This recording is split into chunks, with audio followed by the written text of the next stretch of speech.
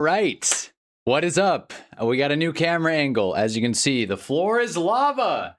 And we got some preseason football. So a lot of shit to talk through. A lot of stuff that, updates and whatnot.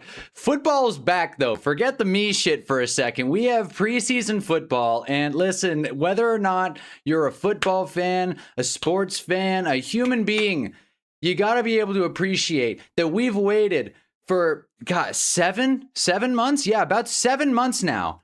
No, more like 6 months now. And football's finally back. Feels good to be home. Jarv is here and first. What is up, Jarv? Go Big Blue, man. I'm so fired up. I'm so excited. I got to get used to looking up instead of down. That's going to be a thing. We got Meep. What is up? Football is here. I got a new camera. I'm very excited about it. So let's get into this stream. I paid for the NFL Plus. I've never done this in my life, paying for the NFL Plus to watch preseason, but I just, man, we've been a very pro pirating channel. I feel like at this point in my life, dude, let's just buy the stuff. If anyone has a good pirating site, please put it in the Discord. But, for now, we don't condone illegal activity. Without the mustache, you look 15. That's what everyone says. That's what everyone says. I can't look like an actual adult. With the mustache, I look like in my mid-30s. And then without the mustache, I look like I'm fresh out of high school. It sucks. But yeah, it has been about 6 or 7 months. Let me see if I can click on this broadcast. As I was saying, here we go.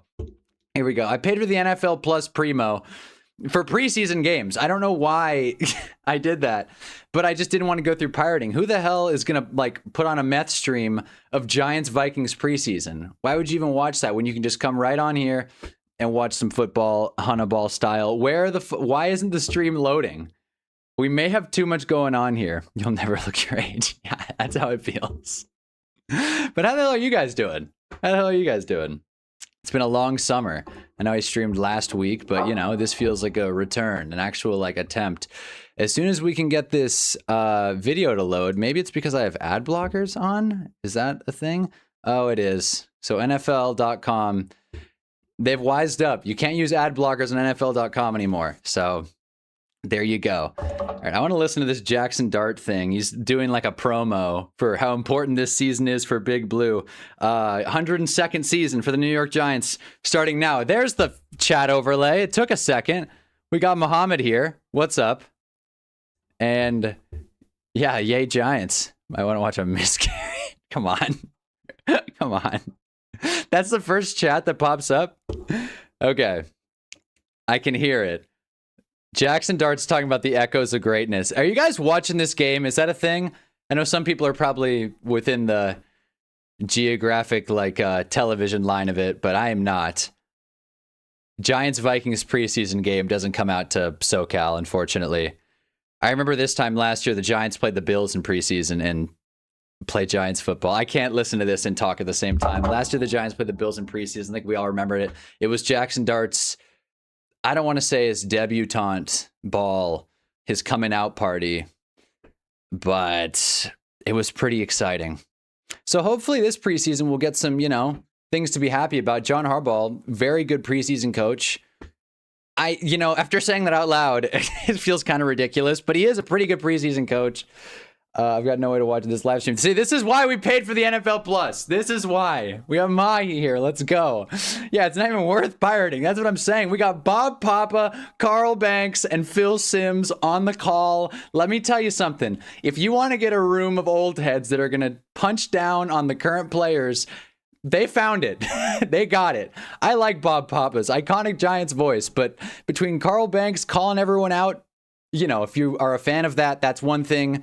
I think he got some players off their ass. And then there's Phil Simms, who's just Captain Critical, which then bled into his son, Chris Simms, who we all know and love. It's a pretty decent aggregator. I don't know what an aggregator means. I got to look this up. I'll take it, though. Decent. I'm shocked they put this in preseason, not the first game of the season. Thank you. Yeah, I'm shocked this isn't like a main event. This should have been on Netflix. Fuck the Christmas and the Thanksgiving games. What about Giants Vikes? I was really sweating it. I couldn't sleep last night thinking, how am I going to watch this game? How, like, am I going to be able to, like, pirate it? How am I going to be able to do this? And then I woke up and it was like, how much is NFL Plus? It's $6. $6. Jackson Dart, $6. I don't know. I don't think it's that bad of a deal to watch preseason football, but I'm glad you guys made it here. How the hell is everyone doing? Is JJ the new starting or is a new QB? Kyler is starting week 1. I don't know if Jage is. He's definitely going to play today. That's just why we're here, of course. I mean, Giants football over everything, but it's also nice to see 9, who I think is the best quarterback in that room. I might be in the minority on that one. But I feel like JJ McCarthy's going to have a step forward this season. I don't think the Kyler thing is going to work, but either way, I hope we see some good Vikings football. Kickoff in Big Blue. The Giants now have a big American Express logo right over the scoreboard. I wish we could have put the money we got from that endorsement into the turf, but I'm not making the decisions. NFL Plus is $6 after the whole season. That's 1 month, and that's the minimum plan. Right. So that's not, I kind of undersold that a little bit. That for $6, you get the minimum NFL Plus plan monthly. So I'm going to cancel it. But I feel like for $6, if you remember to cancel it, watch the preseason games, hang out. Kayvon Thibodeau is on the field. It's worth it. Kyler Murray getting the first snap for Minnesota. It looks like the starters are out there. I don't think, is that Jefferson? Is Justin Jefferson playing as well? It looks like it. Looks like he's getting warm. Aaron Jones, little sweep to the outside, gets about 15. There's that run defense. If you were worried, you were right. We don't need another Giants-Vikings opener. That's a great point. That's a great point. This aesthetic felt familiar. It was weird not seeing the Giants in that beautiful century red, which we'll be wearing this throughout the season. I lost my Dan Jones century red. I don't know where it is. I lost my Dan Jones century red. I will find it, though. I have one. I wanted to show it off. First down Vikings.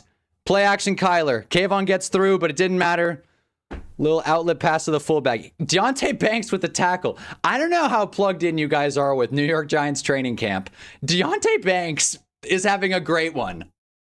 I didn't expect it. You sure as hell didn't. Deontay Banks definitely didn't, but here we are. Deontay Banks has a genuine shot at being the starting corner on this defense, and that is like such a mess, but we'll get to that later. Figured it was monthly math looking at being as an out-of-market fan. The floor is lava. Yes, the floor is lava. Thank you for noticing. Want to make it something cool. I put a green screen. Knew I'd find you today. Welcome, James. We're back. Another handoff. This one's to Jordan Mason. Loses a couple, maybe gets one? I can't tell. There's no yard markers on the field. I guess they just didn't really see a purpose. It's Giants-Vikings preseason. Not like NFL football players are playing. Arvo Reese with the tackle. Got to put my phone on Do Not Disturb. Getting calls left and right. Too damn busy. Hell no. Hunnaball played a bad game with a genie and a lava lamp. Would you believe if I told you it was hard to find a stock video of straight lava, so I had to use a lava lamp? 3rd and 7. Come on, Giants. This is what we need. We need third down defense. I don't know why my eyes keep going to Kayvon Thibodeau. And it's incomplete. There's no way that Addison caught that. That is not a catch. That bounced off the ground like 3 times. What? That is not a catch. You might not be seeing it. Let me double check. That is a catch. Oh, wait a minute. No, I think my eyes were right. And Colton Hood, who's wearing number 12, said no way. Can we throw a challenge flag? Throw a challenge flag. This is why we have all this space. That way I can yell from a distance. I guess we're just not going to try in this preseason game. Got a bet for nothing. There it is. Throw the red flag. Throw the red flag. I wish I had like a sound effect for the challenge flag. Got this Stream Deck. Still don't know how to use the damn thing. But once I figure it out, we'll get a challenge flag. A little SFX. I like the high angle shot. Thank you. I'm trying to be a little more abstract. I spent some money on gear, so I even got a spare light. I mean, this is the old light, but it's not hanging on the wall anymore. So that's pretty neat. Cool stuff there. I also got these wire clips, so you know this is a real deal stream now because there's organization involved. Yeah, they're reviewing that catch. That's not a catch. All right, Colton Hood said not today. First, like 4 plays of the game challenging. Yeah, we're here to win. That's not a catch. They're not even going to go to commercial. That's not a catch. Um, yeah, man, but I appreciate you noticing the high angle. Yeah, so if anyone has any notes, or if, for example, if I step all the way back here and the audio comes through really poorly, let me know. We might just do like a headset type thing, you know, coach style. So this game's preparing you for week one. You know, I feel like it's preparing everyone for week one. I feel like this is kind of like, even as a stream, it's like when you make waffles, you toss out the first one. I say that a lot at my old job that I've now left. I said that a lot at my old job, which was in a kitchen. I would say it's like waffles. You throw out the first one. People don't like when you say that when you work in a kitchen for some reason, I've learned. That the light from the Super Bowl, that is the same light. This is the same light that fell on me. I don't know how this thing is still holding true, but it's still, look at this. Maybe it's not anymore. Look at this. Still on like Kong.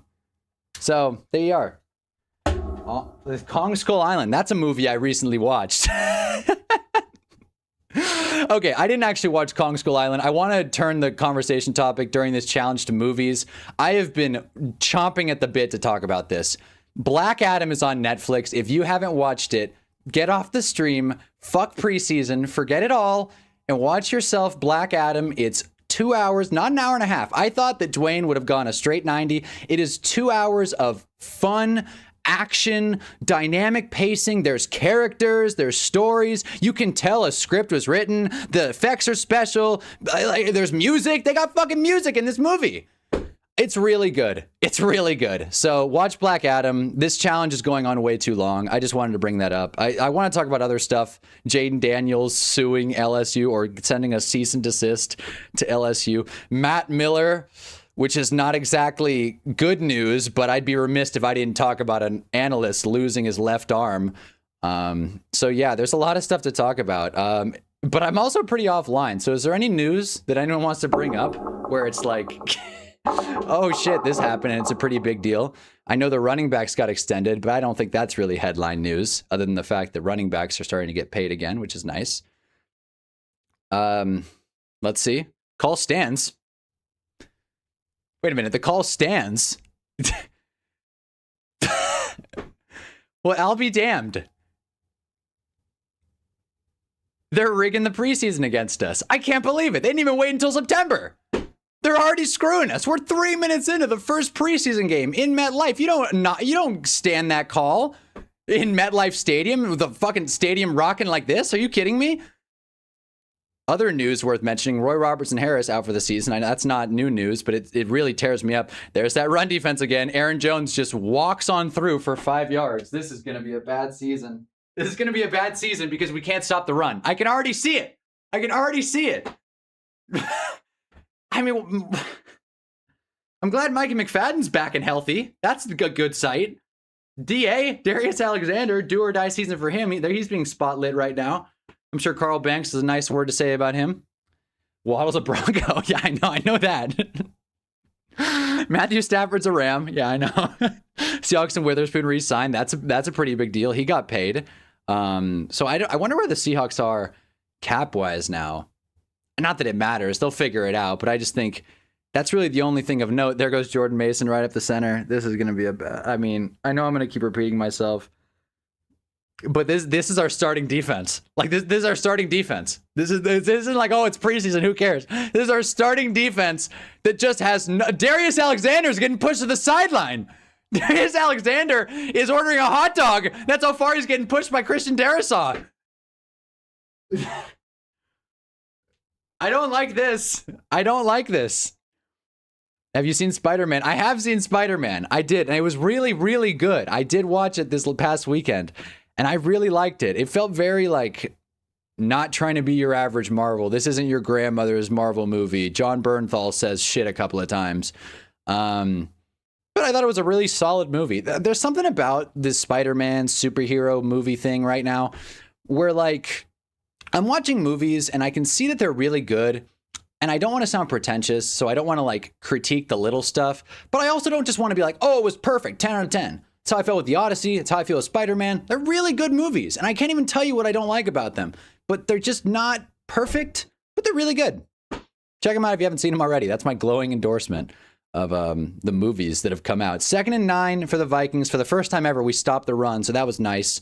1 yard run for Aaron Jones, 2nd and 9. Another handoff inside, another 4 or 5 yards. I wonder what the yards per carry is going to be after this one, at least in the first quarter. 7, 8, 12, who knows? Quinnen re-signed or extended. That's true. Quinnen Williams staying in Dallas. Hoorah. I see the text is white on a white background. That's a no-no. We'll figure that out at a later date. My cat was trying to catch a toad, and so I didn't know where to release it. I now have a pet. A toad as a pet. Most interesting plot of the summer. That's actually a very interesting plot. Interesting plot of my summer is my potential engagement with the Mormon Church. That's a different story for a different day, but that turtle stuff, I didn't mean to like just swoop in with my story there. That is interesting. Do you keep a toad in like a box? I said turtle. Do you keep a toad in like a box? Shoebox thing? Fish tank? What exactly, how do you store a stray toad? Swimming pool? Hot tub? Hot take, Holland has the best Spider-Man. I like that take. I think Holland catches too much heat because he's the new guy on the block. I think Andrew Garfield, I've never heard of an actor catching a break for a bad movie like Andrew Garfield. Field goal is up and good. 3-0 in New York for the Vikings, I should say. The Giants aren't winning. So welcome to 2026. The Giants are losing again. How do we go from toast to the Mormon Church? No, I'm just saying like that's the interesting side plot of my summer. That's all I'm saying. But no, I think Tom Holland, he just feels nerdy. You know what I mean? And like, that's what people forget about Spider-Man. He's a fucking dork. He creates web shooters out of his hand. He's not supposed to be cool. And I sound like Cosmonaut Variety Hour by saying this, but like Tobey Maguire's, he's not like a nerd. He's just a fucking weirdo in these movies. I love Tobey Maguire. Those were some of my favorite movies growing up, but like, dude's like 25 and it's a different time, different era. It just feels kind of awkward watching this guy like, I have superpowers, whereas Tom Holland, we didn't even get that specific, like, stereotypical origin story. I don't know. The guy just plays the character with more nuance, and he catches more heat because everyone likes to shit on Disney, myself included. Dominic Zavada warming up for a field goal. Here's a nice thing about NFL Plus. No ads on preseason games. I just realized that. Why would there be ads? There's no advertisers for this. This isn't even a broadcast. Tobey Maguire doesn't look like a teen. Exactly. Tom Holland, say what you will, he's got the Hunnaball effect, as people are calling it, where you look pretty young in your 20s. That's what Tom Holland's got. He still looks like a dweeb, even though he's mid-20s, right? Tom Holland's what, like 25? I gotta look this up. Didn't you miss these like nonsense rambles that aren't even about to... Tom Holland is 30? Tom Holland is 30 years old? See, that's impressive. That's impressive, in my opinion. Him looking that young. That was a disconnect with Toby, and I love Toby. Exactly. Jarvin, that's the thing. You love Toby, but you got to recognize that the whole thing's a little silly. The whole thing. Right? I can't even stream this game. I know, it's a pain in the ass. You got to pay for NFL Plus, or you could just come hang out with Hunnaball. Vikings are up 3-0. Who cares about the score anyways? I'll tell you what happens. Oh, local blackouts. They blacked out the game in Minnesota. It's out of protest for the quarterback situation. Isn't Toby a teen in the first one only? Let me see how old let's see how old Tobey Maguire is. 50. Let's see. Tobey Maguire. Why am I saying this out loud? He's 51, which would mean in 2002, which is when Spider-Man 1 came out. I think that's true. I don't even trust myself with dates anymore. He was like 27. So I don't think he was a teen. He was like 27 in 2002. So there you are. So he was pretty old as well. Born in Santa Monica, California, by the way. Represent the SM. Donnie's here. What's up? What is up with Donnie? Yeah, Tom's 26 and Toby is 50. And Andrew Garfield's movies suck. So I feel like Tom, by default, he just kind of wins. Tom Holland is like Jalen Hurts. Yeah, he's probably got the easiest pathway out of everyone, but he gets the job done. He gets the job done. You're Here we are talking about Jalen Hurts. Deontay Banks with a nice kickoff return to the 28-yard line. Let's get back to football. Jackson Dart trotting out there. 24 total touchdowns. He led all rookies in touchdowns. Not exactly much comp between Cam Ward, Tyler Shuck, and who else? Brady Cook. Who else was a rookie last year? Quinn Ewers. I can't wait to do the Hill again. You know I got some cool shit planned for Hunna's Hill this year. No, I meant like him as Peter in a teen. Oh, yeah, no, he's supposed to be like a junior or senior in high school. That's one thing I appreciate about the Tom Holland movies, too. They actually recognize school. Cam Scadaboo for about 4 or 5 yards. Nice run inside. I just realized, the thing is, Cam Scadaboo gains 4 or 5 yards, right? And in my head, it's like, okay, nice. Maybe our defense isn't super great, but our offense at least will be fun to watch. And then I saw our wide receivers, and then I remembered, no, our offense won't be fun to watch. In fact, right now, Darius Slayton and Calvin Austin are on the field. And I like Calvin Austin. Didn't expect to see him this early. Cam Scadaboo, another 4 yards. He's running like, I mean, it's glad to see Cam Scadaboo's at 100% if they're running him into the ground in preseason. That's nice. Quelling the doubters there. There's Matt Nagy, everyone's favorite offensive coordinator. Everyone loved that hire universally. I think amazing about the Holland Spiders, he basically grew with the character. Spider-Man and Peter, Toby was 27 when he started and blinded by nostalgia. That's exactly it. That's exactly it. He gets to grow with the character, and I think that's a really cool thing. I like that it embraces, you know, the lifestyle aspect of Spider-Man. That's what works with these Marvel characters. They're people too, man. They got problems. And bigger problems than, oh, Mary Jane's mad at me, or bigger problems like, oh, Gwen Stacy's got no time for me, like actual human shit. Like Tom Holland, I'm trying to think what he actually did. He went on a trip. He went on a school trip. I got to rehearse these points. Cam Ward being beat on the statue by Dart and Shuck despite playing, those two not playing full season is the most Titans thing ever. Cam Ward, he's had a bad camp, right? I think that's what I heard. He's had a pretty bad camp. He's on quarterback this year. I think it's showing last year, so it's not like it's following along 2026. But he's one of the quarterbacks for Netflix's show, and it's fun watching Cam Ward's personality. The guy doesn't give a shit about anything. And I respect that. I really do. Tyrone Tracy losing yards, by the way. Like, he's watching film and he's like, what the fuck is going on here? He just says it on a Netflix documentary. And it's cool. It's refreshing to see a quarterback who just is so nonchalant, but not in some corny Jalen Hurts way where it's like, the valley is the only method to success or whatever. Where it's like, Cam Ward's just like, he was open. Damn, I should have thrown it. Fuck. I'm going to draft Dart for fantasy. You should. You should. Hopefully he plays a full season on this turf and with this head. Bad snap. Weird. Awful play. Worst play I've seen in my whole life. I mean, what was that? What the hell was that? If you're not watching the game, Jackson, this is why I have all this space. Jackson Dart goes set, snap, and he it goes so far to his left that he has to use the momentum to spin and then shovels it backwards. Out of bounds. It should have been a fumble. They didn't call it a fumble. Either way, 3rd and 10 Giants. This has not been a good start. That is sports system. He has more than Toby could grasp. Not bad. Just wait. Toby's my favorite Peter Parker. He didn't have Iron Man giving him suits. He owed rent. He owed rent. Yeah, but he never paid it.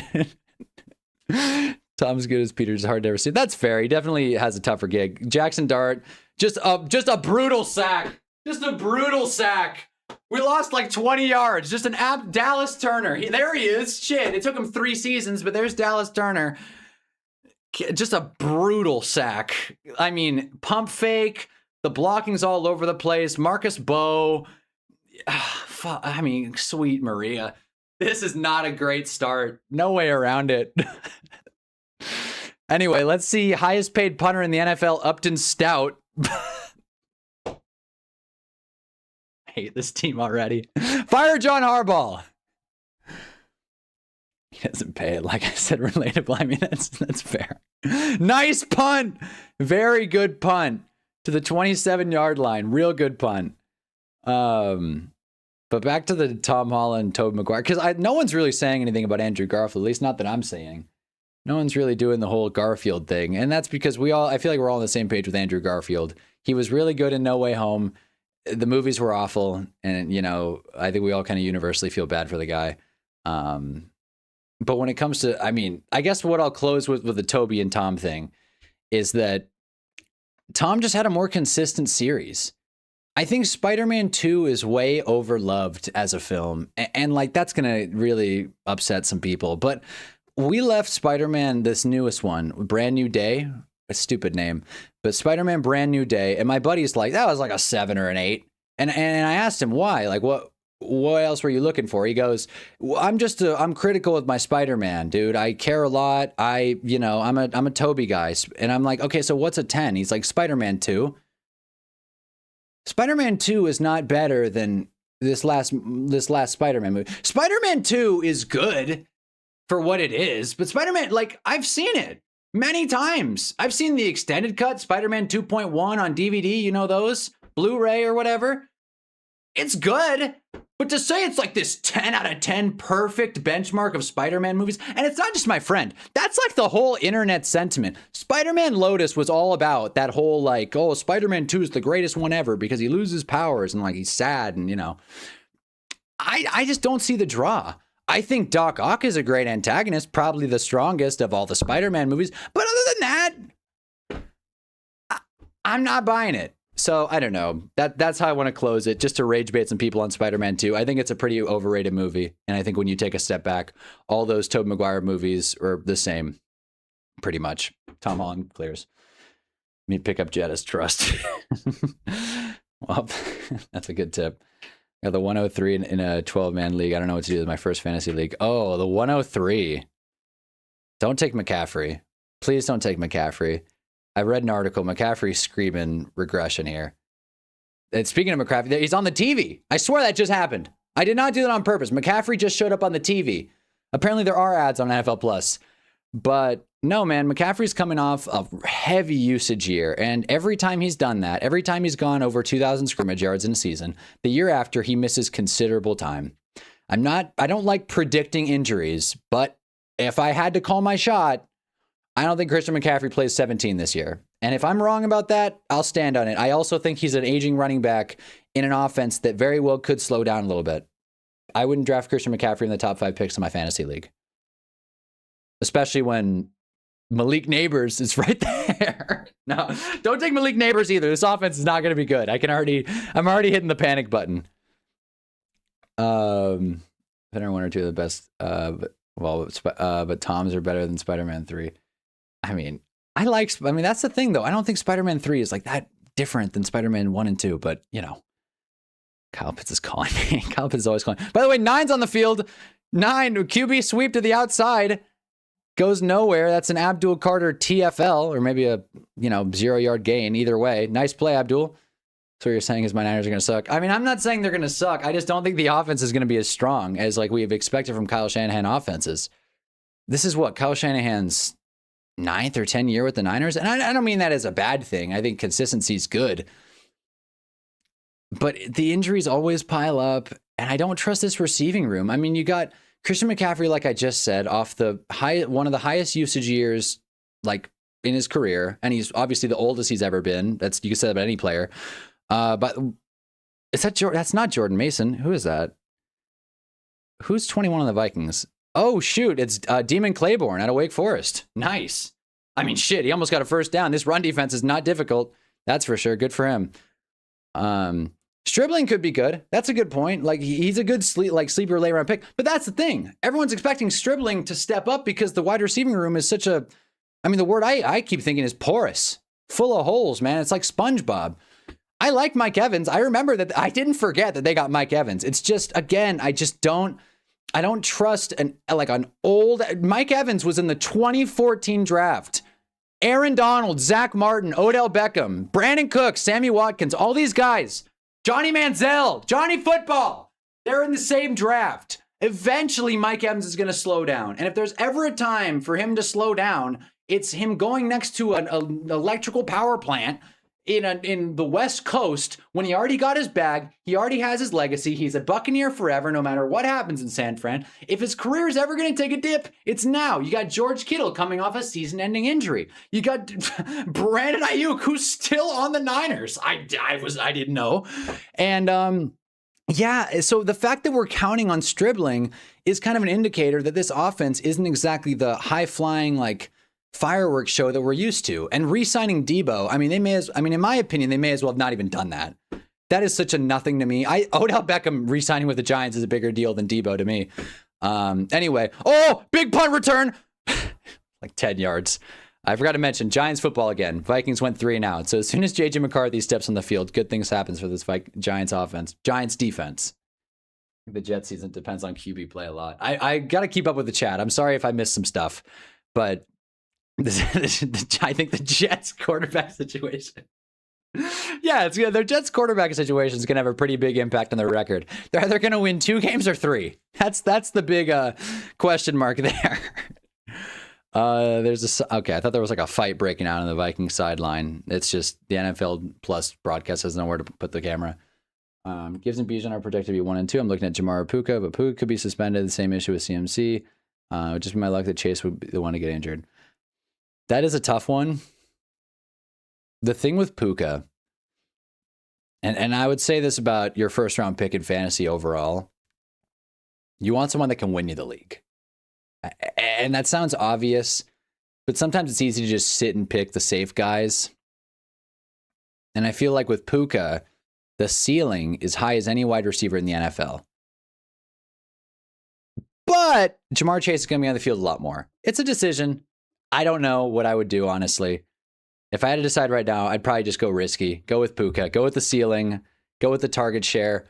I don't think Devonta Adams is going to vulture that many touchdowns this season, and Puka was still a beast last year. I don't think a suspension is actually going to happen. The NFL isn't like suspending stars unless it's like an obvious crime. We should have signed Diggs if we could. I love Debo, but the team's too old and too reliant on a rookie wide receiver so often because Pearsall's hurt. That's another thing. Pearsall's hurt. I didn't even mention Ricky Pearsall.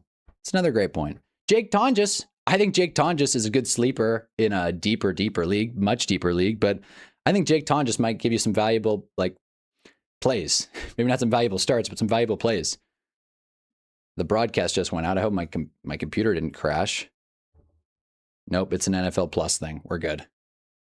Wait, I have NFL Plus Premium. Still can't watch the game. Wait, what? That's frustrating. That's frustrating. I mean, I live in California, so if they black out Charger games, oh no. Let me see what happened here. Okay, we are back, I think. Now I can't full screen it, though. This is already pretty janky. It feels like everyone, myself, the NFL.com broadcast, we're all kind of just warming up. Tyrone Tracy, 7-8 yard gain. Malachi Fields is on the field. I don't know why I can't full screen this now. This is getting really frustrating. Reports are saying Chase is getting pass catching this year more than last year. I'd go Puka over Chase at the point, even if he's a biter. Wait, with that? Wait, Chase is getting pass catching this year more than last. With that, I go Puka over Chase at the moment, even if he's a biter. He's getting more pass catching work. What do you mean by that? Like he's throwing the football? Who's the Falcons quarterback? Tua. Yeah, it's Tua or Penix. You decide. 2nd and 2, the Giants called just a absolutely devastating draw that went nowhere. Now we're looking at 3rd and long. Meant Brown will be pass catching. Oh, I see. Chase Brown. My bad. See that? Okay, yeah. When you say Chase, okay, that's no one's fault. Now I understand the mishap. Yeah, Chase Brown running the ball, catching the ball more. That makes sense. I would go Puka. I don't know. I just trust it more. I don't know why. You never know with Joe Burrow's health. And Jamar Chase effectively killed some teams last year. Whereas Puka saved some teams last year. 3rd and 5, Big Blue. Jackson Dart steps into it, finds, I think that's, nope, Isaiah Likely. 1st down. Boom. We got our own 9. Isaiah Likely. You're nerve my doom listening. Thank you. What is up?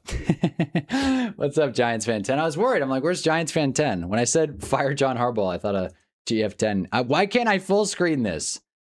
Okay, hold on. Let me just switch tabs here. Maybe that's it. I don't think this is going to work as far as the full screen goes. Great, now it's making me sign in again. It's a real joke. Falcons might go 0-17. No, the Falcons will be fine. People are panicking about the Falcons. That's the tough thing about right now, though. It's kind of tough to say anyone's going to be good or bad. Why? I have to sign. Like, of course, the NFL doesn't remember.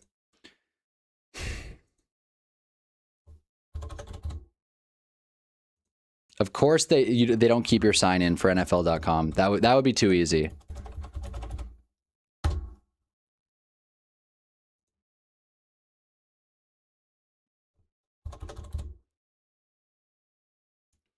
Still trying to get this going. So I pay for NFL Plus, and I can't even figure out how to watch the stupid thing. John pays for NFL Plus. His game's blacked out. So those are 2 strikes. I think Jamar was so good last year because of Flacco basically only going to him. That's also true. Once Browning kind of tanked his value, but then Flacco gave him the usage. So you never know with the Bengals. I think the Bengals are going to be really good as a team, but fantasy-wise, you just don't know what they're going to look like. This thing is still loading.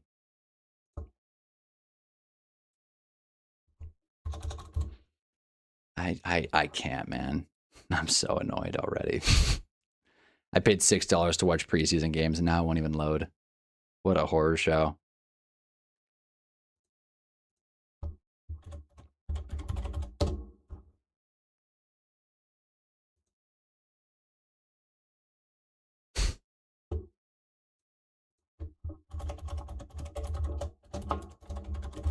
I want to talk about the Jaden Daniels stuff as well, once I can get this damn thing signed in.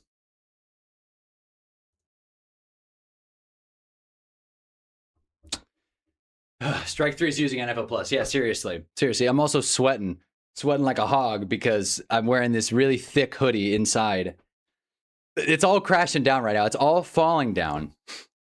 Been listening to a lot of College Dropout lately. Why won't this load, man? I'm stuck in the sign-in screen. It says welcome back, but when I press sign in, it doesn't actually sign me in. What is going on here?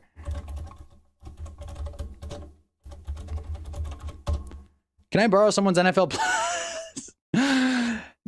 Why?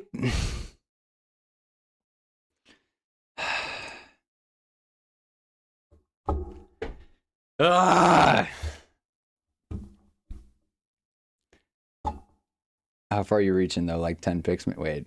I don't feel about reaching on players for fantasy drafts, like if they're probably going to be gone by the next pick, but you want them. I'd say, yeah, I'd say about 10 picks past ADP is about where I'd go. I reached with Jadarian Price this year. I took him in round 5, top of round 5. I thought he'd be going towards the back end. I took him top of round 5 because I really do believe in that Seahawks running offense.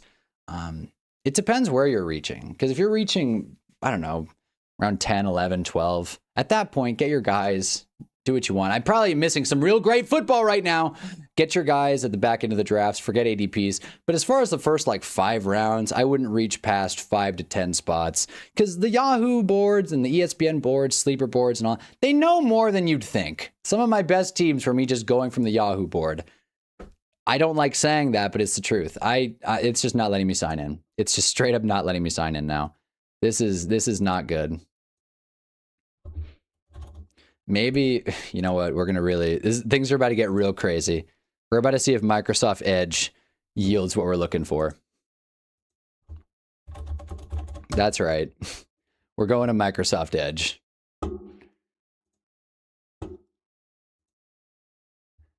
Later the draft, the more it's okay to reach. Most people on top are on top for a reason. Exactly. I'm thinking about reaching for Waddle if I can. I wouldn't. I wouldn't, but that's just because I'm not a fan of Jalen Waddle this year in fantasy. I think Jalen Waddle's a tough guy to just bet on in general, and I just also don't trust Broncos wide receivers. It's kind of a perfect storm of keep me away from him.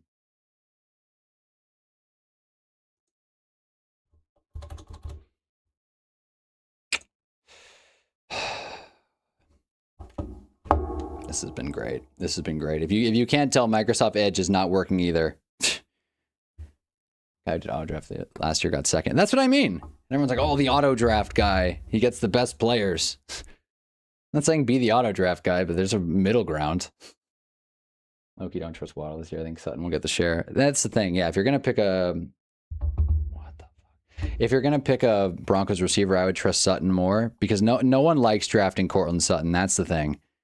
Like, he's just not an inspiring guy to take in fantasy drafts. But he gets the job done. Hate him or love him. Here we go. Okay. I almost just said the code out loud. You know how they say when they send you those one-time codes, you're not supposed to share them with anyone? I almost just shared it.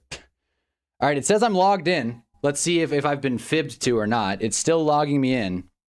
Last time I got a Broncos wide receiver, they dropped about 40 for me. In the season?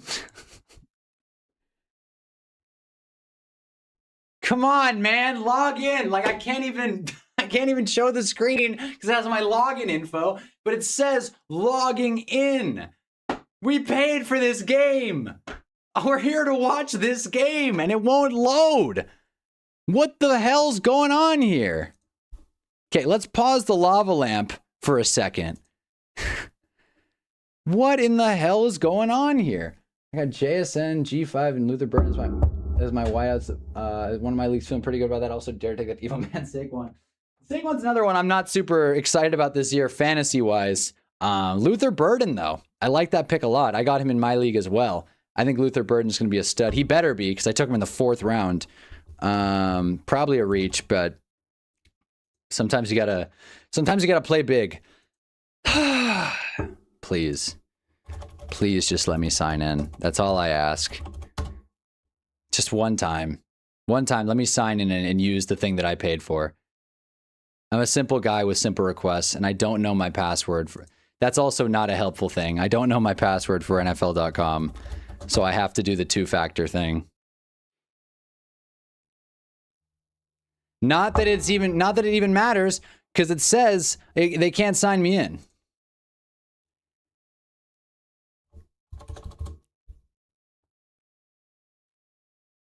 I know that this cannot be exciting to watch, me just trying to sign in to NFL.com, but I don't know what else to do. We paused the lava lamp. The lava lamp's not even moving anymore. Man. Might go Lad between the two. What did I miss? Picked Lad last year. It was terrible. Well, that's another thing. How are the Chargers going to look? I know a lot of Chargers fans that are very, very excited about this Mike McDaniel offense. They think it's going to be one of the best offenses in league history. But we all know it won't be. Because they got number 10 throwing the ball. This is just not, I mean, they're just not letting me sign in anymore. They've just given up. So, all right, we're rotating to plan B. We're rotating to plan B. I didn't think it would come to this, but desperate times call for desperate measures. I got to plug in the Roku. My friends criticized me for taking Saquon and Mox, so I think it's good for me. What do you mean, like, you think it's good? Like, good that you're getting criticized? Or good that, like, you're landing Saquon? I think Saquon's going to bounce back for no other reason than they're going to have to run the ball more with no Brown. That's also true. But I'm hearing that Jalen's going to do a lot more design QB runs. That's what the smoke is out of camp in Philly. Jalen's going to be running the ball a lot more, which is going to lead to less carries for Saquon. Saquon's tough because he's another one of those aging running backs that's coming off a high usage year, but I think he kind of had his regression year already, so kind of tough guy to predict. I wouldn't take him in the first round of fantasy drafts, but that's just me. I'm biased. All right, let's see if I can actually sign in on this stupid TV. Please. I don't ask for a lot.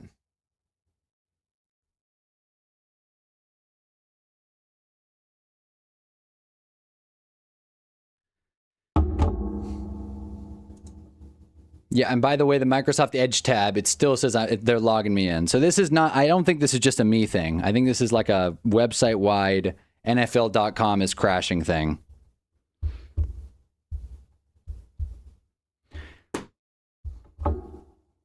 Because this is just not, this is the most traffic NFL Plus has got in a really long time. Great, now the Face ID is not recognizing me. This is hell. Thank you. Jeez. All right, let me get back to the chat. Real Ballers know to draft Zach Wilson first pick. Forgot Zach Wilson's still in Denver. Okay. It's not... Giants Vikings so good it crashed the website. It's not letting me sign in on the TV either. That's a confirmed right there. Not letting me sign in on the TV. Which makes me think, we're screwed. We're screwed. I'm going to have to call NFL support and ask for my $6 back. I want my $6. How's it going? Pretty shitty, RJ. Welcome back. It's the website crashed, and now we can't watch the stupid game. I paid for the NFL Plus, and now it won't let me sign in on any device. I tried getting my stupid TV. Look at this. Try getting this going too. Unplugged. Still not signing in. No matter what I try. NFL Plus working for me. Dart just threw a dart. I mean, now I'm mad. Now I'm really mad. Now I'm like, I'm can see the glass house. I'm knocking on the door. Let me in. I'm pissed. Why does it not default sign me in? That's what I don't understand. I was signed in like on like another tab. Okay, here's what we're gonna do.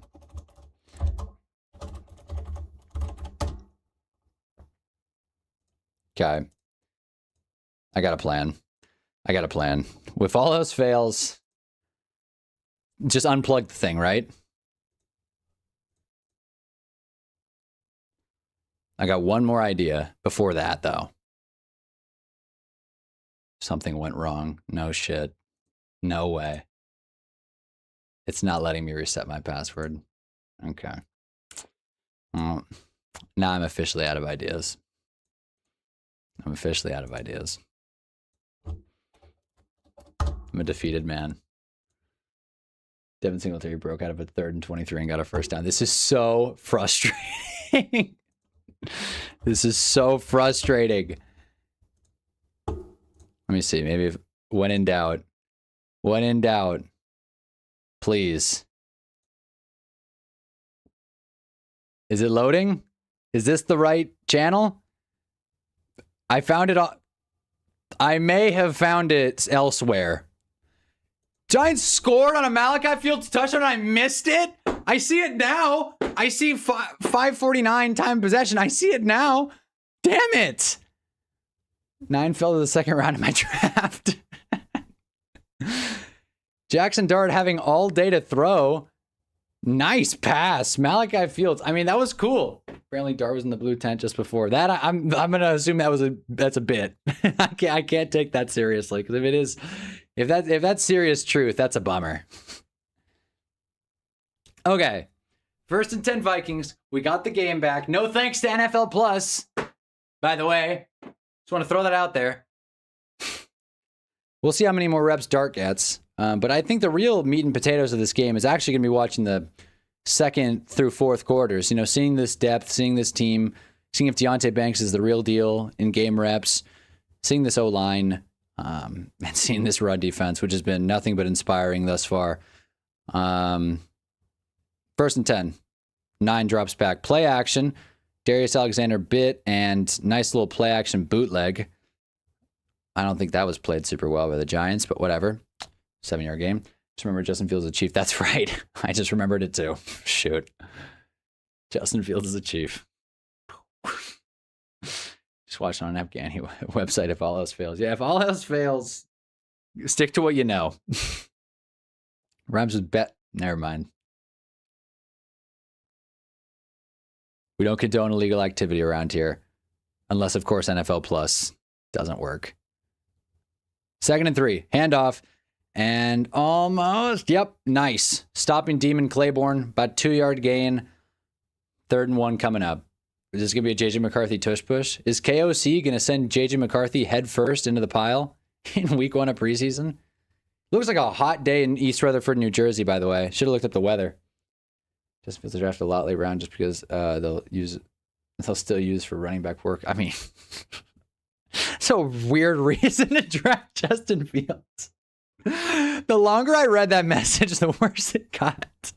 Because it's like, drafting Justin Fields isn't great, but drafting him with the idea that maybe Mahomes won't be ready or maybe Mahomes won't be 100% is interesting.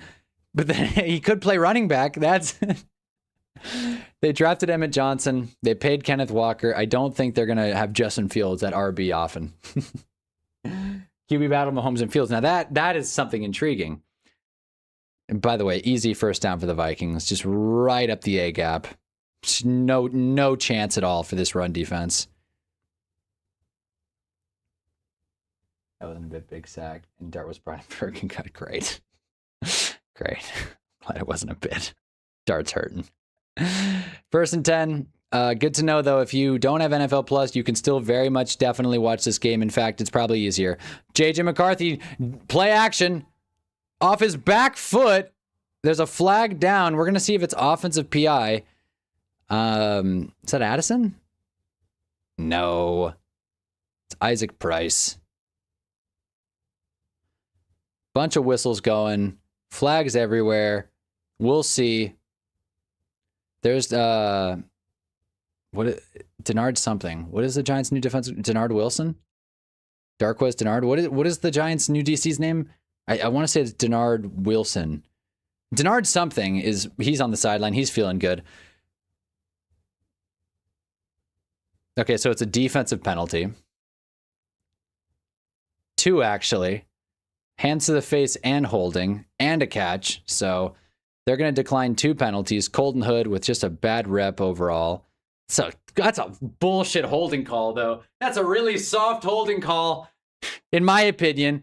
Jack Kelly with the assisted tackle. Oh, I see what happened. Oh, I see. Deontay Banks held the wide receiver on the other side of the field. That makes more sense. Stream just lagged. Arsenal Mahomes to the field from ACL tear. Want to test the waters for the developed fields. That makes sense. That, in a way, that makes sense, especially in best ball. Remember, not illegal to use copyrighted material just to distribute after Sony took 200 removed digital copies you don't own, you don't buy. Look, I agree, and actually, that's a fair point. As long as Miles Price, that's a Jadarian Price. That's okay, fine. As long as I have legal clearance, yeah, I'm watching the game not on NFL.com, and you know what? Feeling good about it. It's choppy as all hell, but at least we can watch the stupid game. That's a hold, by the way, on the left side. They didn't call it. Still a TFL. But the Chauncey Golston, was it? Wow, I forgot Chauncey Golston was still on the team. But nice little rep there. Nice run stop. First of few. Hey, we got Saturday Joan. Hannah, Happy New Year. What's up, Saturday Joan? I didn't see ya. Welcome to the stream. We're watching Giants Vikings preseason week 1. The floor is lava, and so is the stream. I just can't even get through a single play without this thing chopping up. So we're going to see. I mean, the NFL has decided if you can't watch it, no one can. 2nd and 12 for 9, brought to you by Tri-State Cadillac. I can't watch the game. 9 drops back. Stern miss, and they call a flag. They're calling PI on Deontay Banks. This is unbelievable, man. This is unreal, dude. This has been a bad look. It sucks because I missed the touchdown. So all I've seen is just awful defense and a 3 and out. And I can barely even watch this because it's so choppy, it's not even worth watching anymore. Let's see if NFL fixed itself.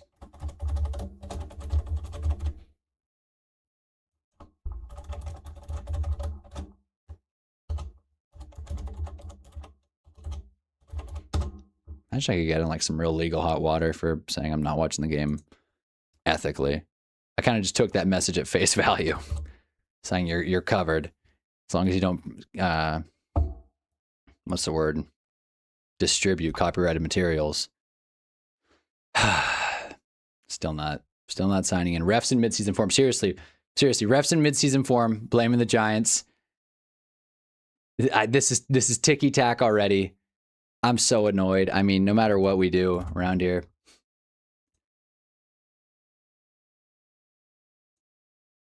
We're going to figure this out.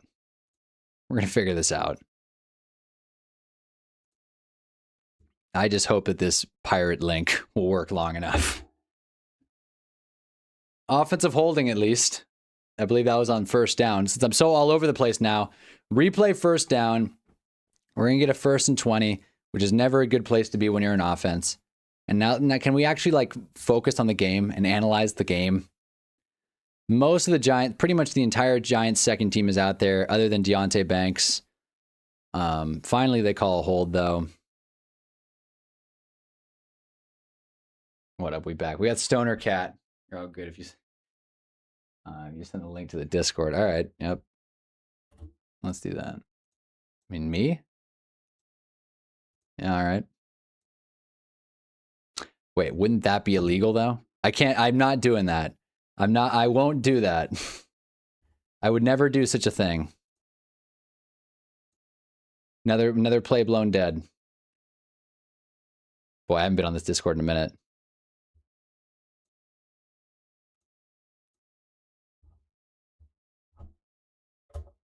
Wow. All right. We back. Hopefully this works. False start on the Vikings. Here we go. Preseason for refs to make us use is for refs to make awful calls or no calls. Make us used to awful calls or no calls. I was joking. Don't do that. I won't. I would never. 1st and 25 for the Vikings. We're getting used to the refs being awful. Yes, that's where we're at. What's 9 got? Steps into it and finds this Isaac Price guy. 6-yard gain. Miles Price. I don't know why I keep calling him Isaac Price. Miles Price, 6-yard gain. And they're spotlighting Jack Kelly, the BYU linebacker, who we haven't seen play a lot because he's a rookie. Like turns into a football. Good start of the season. Like turns into a football. Otis isn't here. Shit. He's usually the first one to call that. But yeah. Like turns into a football.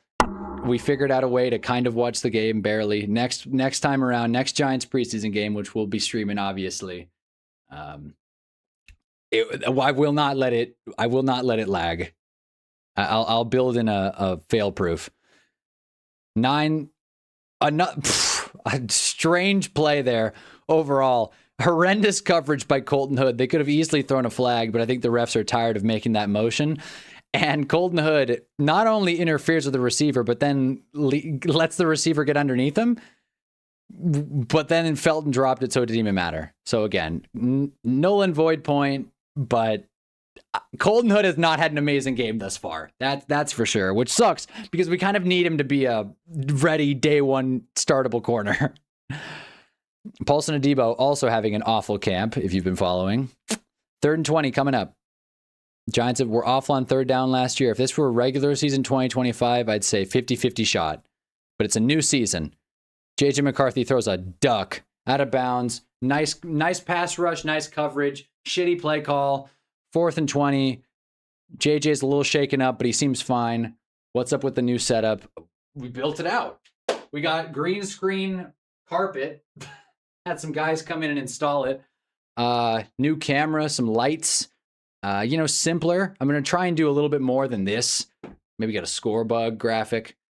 Some other shit. But, for now, it's preseason. We're trying stuff out. Hey, there it is. Okay, I know we made it because we got the bots back. Let's go. Oh, and I'm not signed in on this anymore. Gosh. Today's been the day from hell when it comes to sign-ins.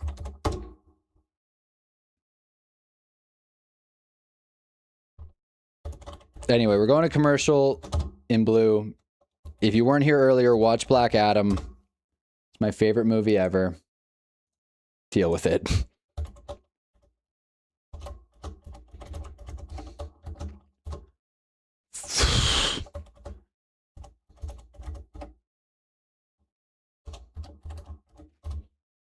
All right, I just straight up forgot my Google password. Does this happen to you guys where you forget passwords and you realize that you're way too dependent on technology?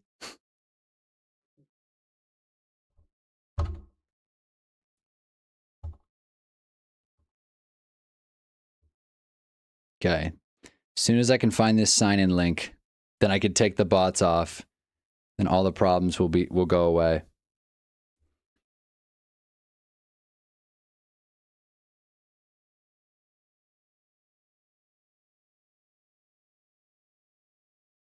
Yeah, it's me.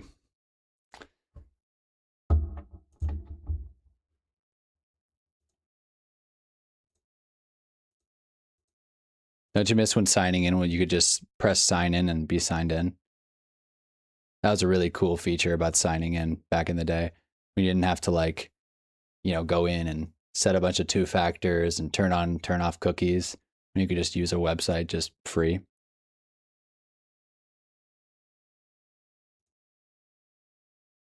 There we go. NFL bot.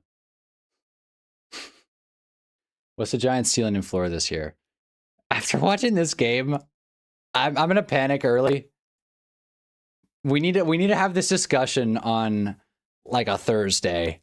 I should not be answering the Giants' floor and ceiling in the middle of this preseason game. But we're here. Let's talk about it. The Giants' floor is 0 wins. Like I am willing and ready to say that for years now. Basically, my entire duration of being a Giants fan, it has been, no, but this is the year we get better. No, but this is the year. This is the year where we're not terrible. And other than 2022 and 2016, that's been a blatant lie. 2018, the Giants will never be picking top 2 again. Sure enough. I don't even know if they picked top 2 again, but the point is the Giants have been awful since 2018. Jameis Winston out there, by the way, at QB. Floor is 0 wins. Would you say that about any team? But I refuse to believe that this team is like an instant set and forget winner until I see it. The ceiling? That's an 8 or 9. That's like 8 or 9. Let's go 8. Round and even 8. I think our ceiling is a losing record. I don't trust the talent profiles on this defense, at least on the interior defensive line and the secondary. I'd say though, like I think the offensive line will be better. If the trench play is better, the season's a win. That's all that really matters to me. That and Jackson Dart's development. If Jackson Dart takes a step forward and the O-line blocks and the defensive line gets to the quarterback, not stops the run, because I just don't even want to expect that at this point, gets to the quarterback, fuck the record. Forget the record. Because it's not like this team's going to win the Super Bowl. They got to reset the ball. They really sent Dart to the tent for the ribs. Now that's another addition to the narrative. We should make a call for Christian Gonzalez. The Pats don't want to pay him. I think the Pats will pay Christian Gonzalez. I thought Bob Kraft came out and said, like, we're going to make him the highest paid corner in history. We're just settling the number. I could have sworn he came in and said that. Is Dart growing out the mustache? I can't tell. The lighting's kind of weird. Anyway, 8 minutes to go in the second quarter. Jameis Winston out there. Giants have a lead somehow. But again, it's preseason. No sense in overreacting to preseason. Theo Johnson gets about 7. Yep, about 7, getting us a 3rd and 1. Not sure why Theo Johnson's still on the field in the second quarter. I thought he'd be a starting tight end, but that's the thing. It's like this team. It's one day Isaiah Hodgins is the X, and then the next day Isaiah Hodgins is on the practice squad. You never know when the roster is this thin. And like, there's a bunch of characters from Giants teams of the past that it's like, how the hell is Josh Ezadu still here? You know? Why is Evan Neal still on the sideline? My God. Jalen Hyatt is still technically a Giant. And it's just like, we can't shake off the stink of this past decade of Giants football. We just can't do it. I thought getting rid of Dan Jones would do it. It didn't. Apparently, getting a good team, that's what'll do it. And we just haven't seen that yet. Fields is looking good so far. That is one thing. The touchdown looked good. I couldn't see most of that drive thanks to NFL.com, but that touchdown was nice. And we'll definitely go over the clips at the end.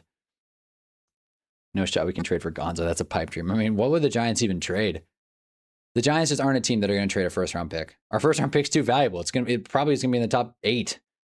Maybe not this year, but every year, like, it's 4th and 1. Wait, what the hell? That was wait a minute. Hold on. I'm glad that this interrupted my like nonsensical like statement there. What just happened? Wait, so Jameis Winston got a first down. I saw he got a first down with my own eyes. They didn't give it to him. We couldn't tell because there's no yellow line on the TV. So then the Giants go for it on 4th. Apparently we got it. I don't know what the hell just happened. I don't think Jameis got it on that second push. For sure not. But they gave it to him. It's preseason, whatever. The Giants just went for it in their own territory on 4th down. It's preseason. Who cares? Chris Manhurts is out there. Darius Slayton, who is part of the ones, is still out there as well. So let's see. I want to see Odell Beckham as well. Problems with the secondary take as old as time. Well, yeah, that's true. Half of the boat pick is our secondary, or was our secondary. The other half was, the wideouts. You have to trade 2 firsts and extras for Gonzo. That's just not worth given to the state of the team. Yeah, exactly. That's just not worth. 100%. Giants have 9 home games this year, though. They look like fun ones. A lot of wins. Provided the team's okay. I mean, this is a much easier schedule than last year. I wish we had, you know, the Cardinals, Titans, and Saints at home last year. Of course, we had the Saints on the road, and that was an L, but, you know, I could dream. 2nd and 4 Giants. There's still no yard marker on the TV. Is that Turbo? I think that's Dante Miller, who gets back to the line of scrimmage. Odell Beckham is on the field. That is very cool. Also, I got to mention this because now I know for sure it's not a me thing.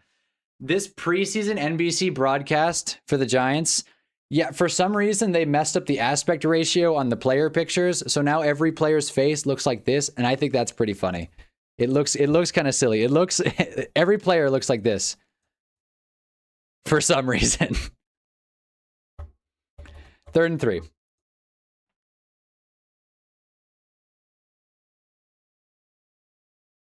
Jameis stepping up. I mean, takes a sack. 4th down for Blue. Jameis Winston sacked. I mean, he just took too damn long there. You can't expect James Hudson to hold, or that's not James Hudson. I forget the other Hudson that plays center. You can't expect this offensive line to hold. The second unit is not great. Been trying to go to any games this year? No, because we're here. We're streaming. We're streaming through every game. I don't know if I've said that yet. We're streaming through every game, fellas. I even got a chair. Funny story with this chair, but we're streaming every game. If there's football, there's Hunnaball. I'm talking Thursday night football, Monday night football, Sunday night football, even Wednesday. Seahawks Pats. We'll be here. As much as I enjoy streaming after the games, I had more fun streaming through them during the playoffs. So we're going to be doing that this season. And hopefully it sticks.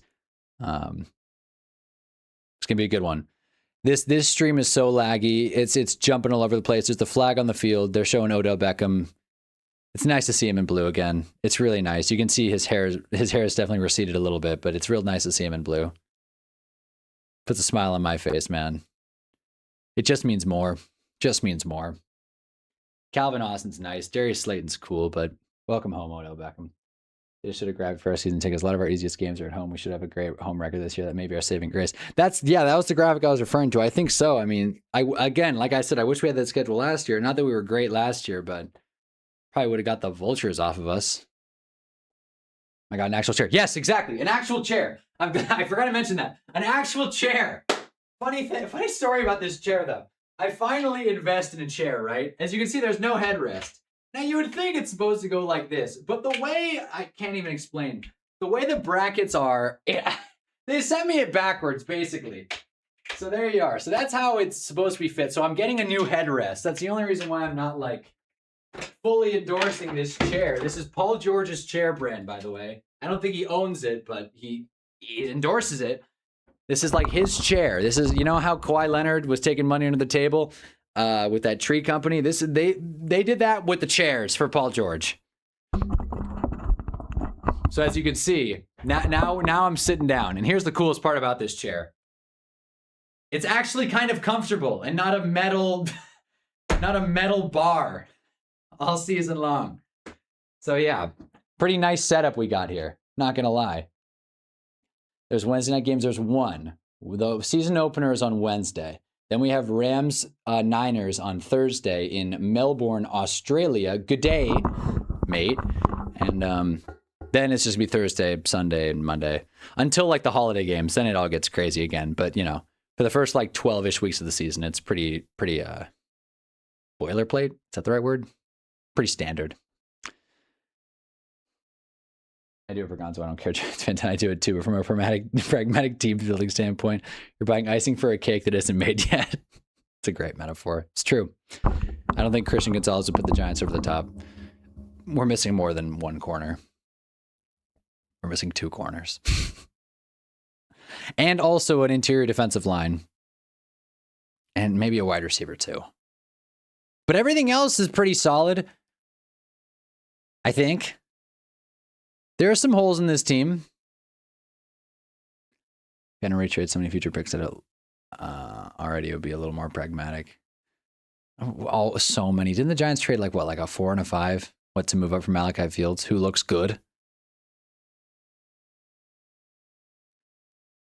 Look at Odell Beckham, man, helping up J-Bo. He's helping a teammate up. Listen, he's a captain and a leader, if nothing else. Cowboys practice was suspended for an unknown white powdery substance found on the field. I never know if RJ's like doing a bit or not. Either way, though, that's funny. Vikings drive starting from the 8. Starting with 9 on the 8. Let's see this defense. I'm going to watch solely Deontay Banks on this rep, even though it's probably going to be a run. Playing off coverage. Little inside draw. Gets about 3. Goes for a little more. Nice tackle. Jason Pinnock and Tyler Nubin. That's a safety room that evokes fear in offensive coordinators' minds. Traded picks for Hyatt, Burns, and Dart. Oh, shit. Wait, but like picks that are still being used? I'm serious. Great. Great. Good luck, Cowboys. Wait a minute. But those were not like the marquee picks of those trades. Let me see this. Jackson Dart. 2026. Oh, shit. Oh, damn. Wait, no, we already used our 3rd round pick. Okay, so the Jackson Dart trade is done. Nice tackle by Micah McFadden. Again, good to see him back. 3rd and 1 coming up for the Vikings. Yeah, so the Jackson Dart trade, that's paid in full. Same thing with the Brian Burns trade, I would assume. Yeah, 2025 5th. Yeah, that's paid in full. So again, the picks are, like, as far as our future picks, like, we're caught up other than what we traded for Malachi Fields, which I want to say was a 5th, if I remember correctly, to move up. Sorry, a 4th. Okay, a 4th. Not as good, but still. A 4th to move back up. And the stream chopped again. Stream is lagging. Great. Hyatt. Giants love trading mid-round picks for wide receivers that pan out to be nothing. Hopefully Malachi Fields is solid. We really need him to be good. If Malachi Fields is good, that is one more issue that's off. Hey, another NFL bot. Drop a like if you're an NFL bot, or if you're not.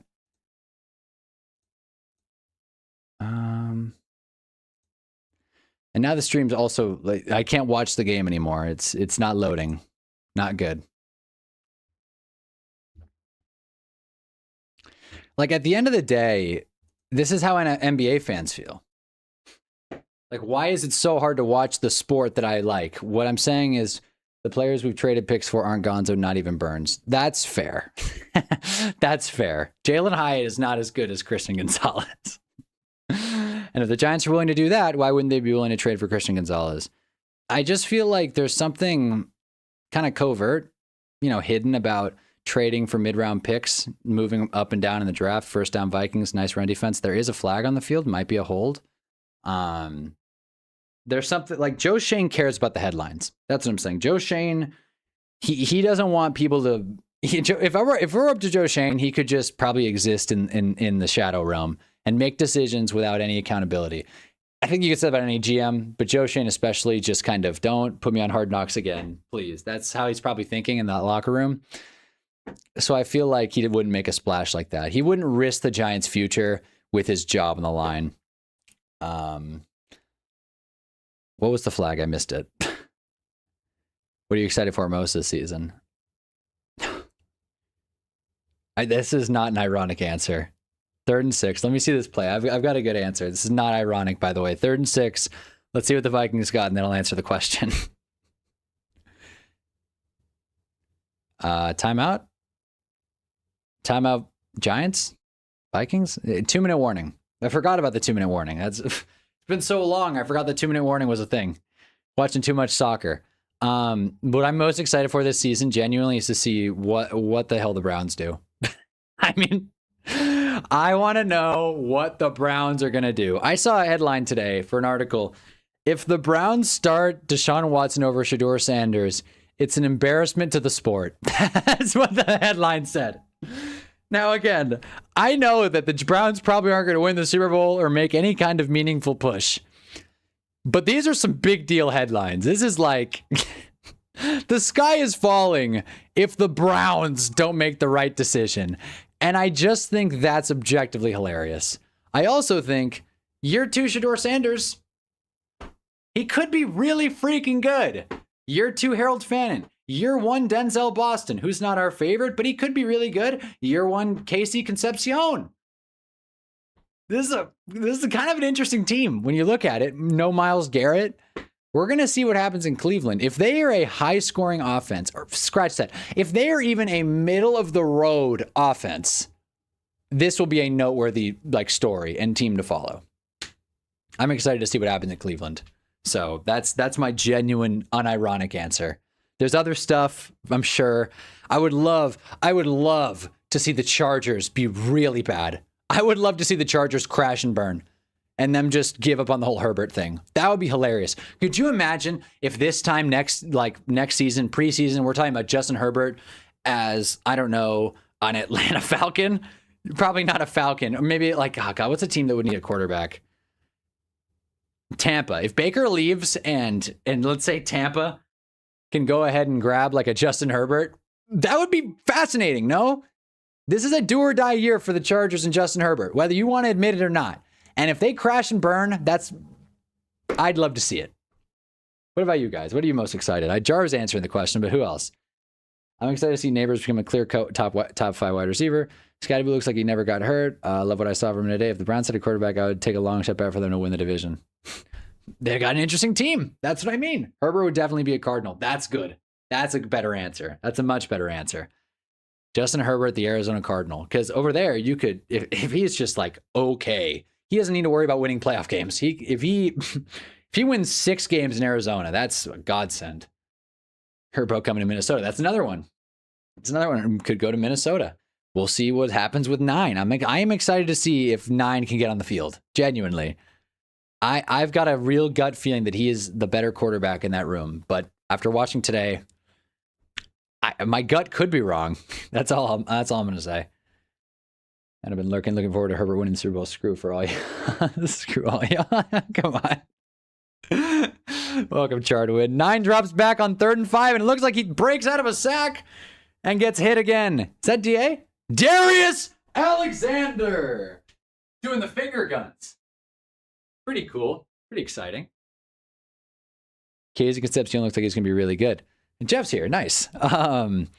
In camp, I thought Denzel Boston was having the better camp. If you prefer Casey's tape, that's fair. See, I'm glad we did that War Room Wednesday stuff in the summer, because last year I was just kind of bullshitting, and I'm still doing that a lot now. But at least I understand Casey Concepcion is 5'10" out of Texas A&M, and durability is a question mark, but he's a tight route runner, and he can make the catches when you need him. But that being said, from what I've heard, Denzel Boston's having a better camp. Now, as far as quarterbacking is going, both quarterbacks are not doing great, being Shedeur and Deshaun Watson. Can't say I'm surprised, but I wish there was a different result. JJ was pretty good in the tail end of last season. He just needs to stay healthy and improve his mechanics. I agree. I think JJ is pretty good. I think he catches too much flack because of the whole 9 thing and the meditation, and because the Vikings traded up for him. And the Vikings, no one ever gives the Vikings quarterback any respect. They haven't had a serious one since.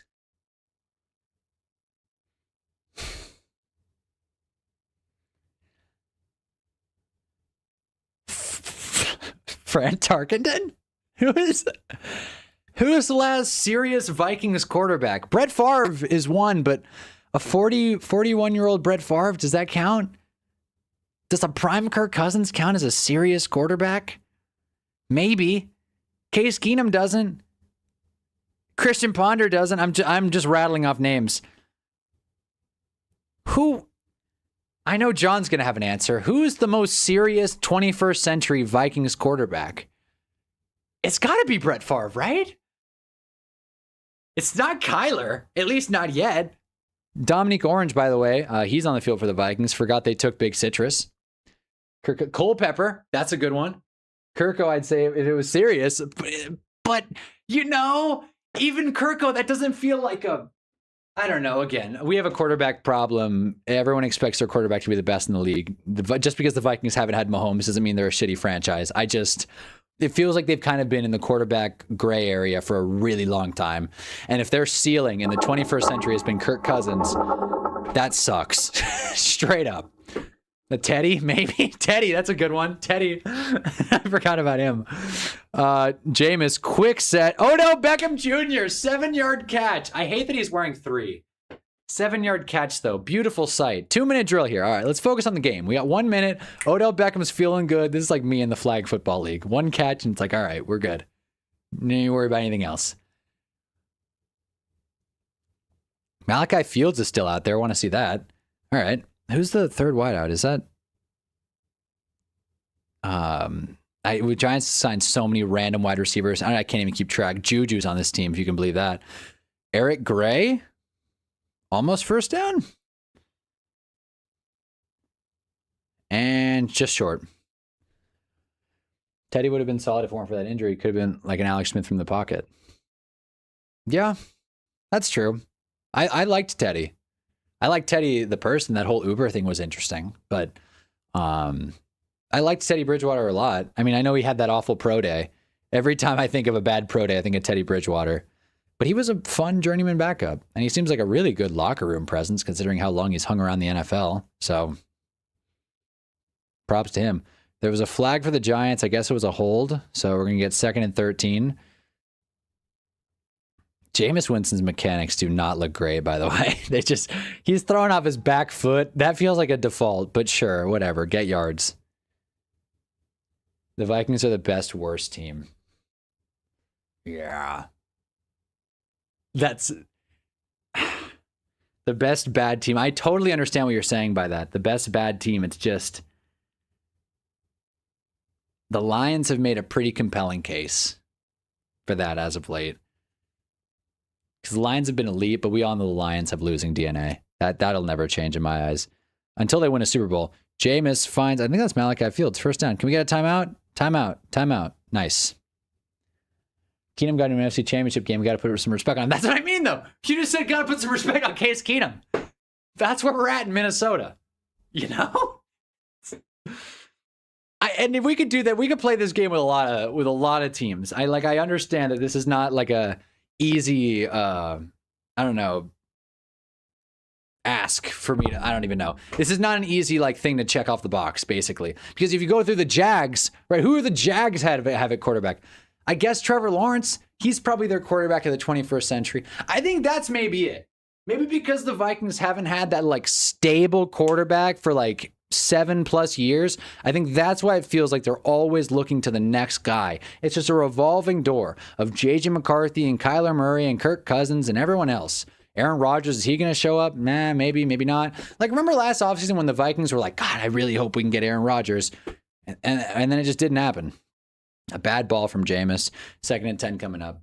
Blake Bortles, I guess. Yeah, that's the Jags marquee guy. Vikings have a 3-year cycle where they're good and then they get bad. But even them being good, it's fake good. They're good until they face the Giants in the playoffs in the wild card. Thomas Fidone out there. That's someone worth watching, whether you're a Giants fan or not, because there's a good shot he doesn't make the team and he gets signed elsewhere. Thomas Fidone, first round pick. 7th round pick last season. He's had a real fun camp. Dude can't stay healthy. I think he's torn his ACL 3 times. And he only has 2 knees, so that's crazy. We're running the ball on 2nd and 10 in this situation. Kind of weird. I guess we're just settling for 3 on this drive. Strange. If Kyler doesn't work, they move on to Fields.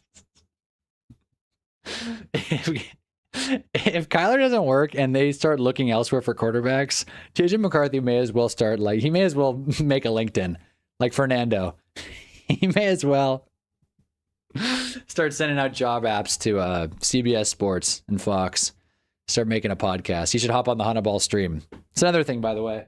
I have all this real estate now, so I don't know. May have some special guests, maybe 1 or 2. I don't know. Maybe we can get James Corden in here. Imagine that. Hunnaball and James Corden. I'm excited to see Dominic Zavada. If nothing else, oh, what? Well, he's not kicking, so it doesn't matter. Dominic Zavada just got Charlie Brown. I think we all did. I love Ben Sauls. We all know I love Ben Sauls. If you're confused on these random names I'm throwing out, these are Giants kickers. I should have prefaced that. Giants kickers. We're still on this. Here comes Ben Sauls trying a 46-yard kick. We think he's going to make it? Ben Sauls is having an all right camp. Let's see if he can make this one. 46 yards. Kick is up. Cashed it. There it is. 10-3, Big Blue, going a half. Let's go. Rockstar has renamed GTA 5 to GTA 4 plus 1 out of respect to Jaden Daniels. Okay, here's what I want to say really quick. I said this last stream, but if you weren't here or you forgot, it's both very fair reasons. I'm pretty much offline. I'm basically offline. I don't have Instagram. I'm not using YouTube other than this right now. I'm not using YouTube. Twitter, completely off Twitter. My main news is sleeper alerts and The Athletic, the New York Times, just following that. So if there's like an internet meme or like a joke that's being overdone online and you do it in this YouTube chat, I'm probably going to laugh. Odds are I haven't heard it. So if everyone's making that Jaden Daniels joke, for example, because that feels like an internet joke. If everyone's making that Jaden Daniels joke, it's going to get a laugh out of me. And it's going to be a first time genuine reaction. Let's talk about the Jaden Daniels stuff for a second. Okay, so it's halftime. So let me pull this up here. Let me pull up the article. You guys are about to see a real, if I can just, I like when you search The Athletic, the A's come up. That's really helpful. Okay, now let's find Jaden Daniels. This has been, where is it? Okay, here we go. So Joe Burrow, this is where we'll start. So Joe Burrow, let me make this a little bit bigger. Okay, this looks really good.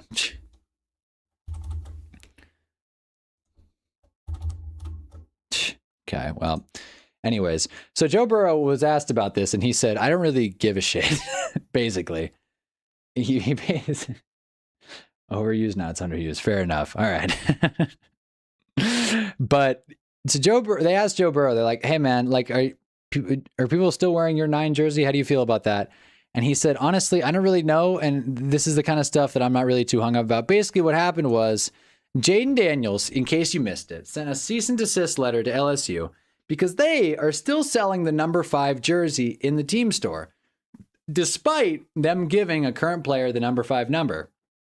Now, there's a bunch of like arbitrary rules involved here. There's like a 5-year waiting period, and like, which is weird because he wears 5, but there's like a 5-year waiting period, and there's like specific metrics you have to hit at LSU to get your jersey retired. It's like in 2K when you have to hit like a certain amount of accolades to enter the Hall of Fame. It's kind of like that. And it puts Jaden Daniels in a really weird spot. I'm not much of a college watcher, but even I know his Heisman season was kind of wonky because the team wasn't great, because the defense was just awful. Brian Kelly's he's not a good head coach, frankly. That's why he doesn't have a job right now. But Jaden Daniels still won the Heisman because he was a pretty damn good quarterback. And he won it. So now he has all this like fake, I don't want to say fake accomplishment, but college football, and this is me now just ripping straight off what the article says, but college football has always been a thinner veiled legacy than say the pros, because there's just less time. You can't spend 10 years with a team in college unless you're Carson Beck.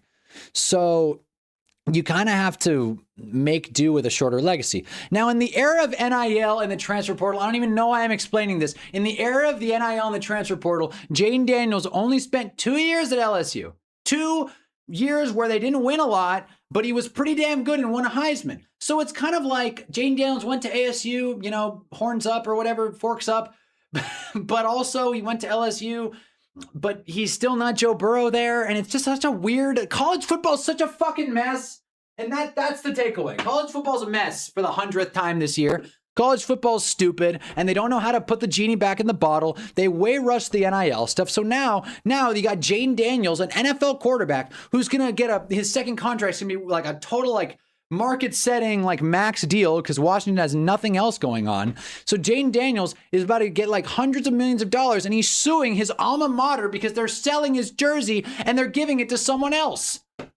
He's not even suing them. It's a cease and desist. I guess I'm using the wrong legal terms. He's sending them documentations. He's getting legal counsel because they're selling his number in the team shop.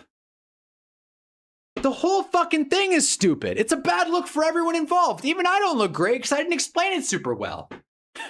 The whole fucking thing. And so all this to say, pro football clears.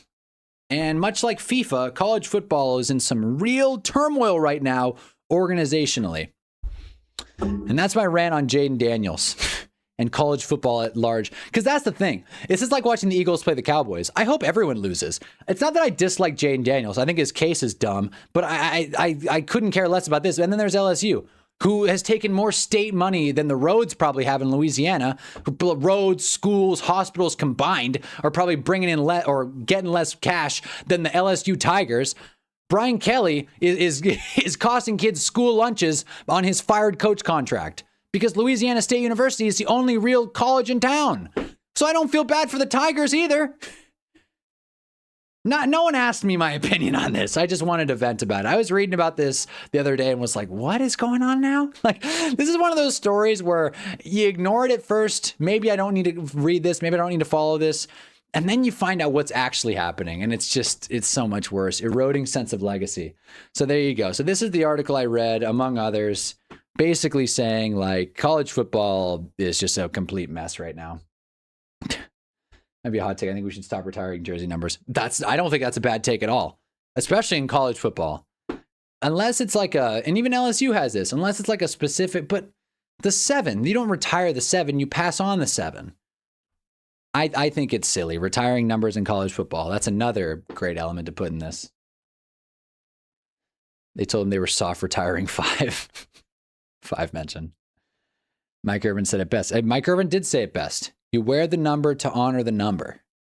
It's like like you wear 88 if you're a Dallas Cowboys wide receiver and you're the real deal.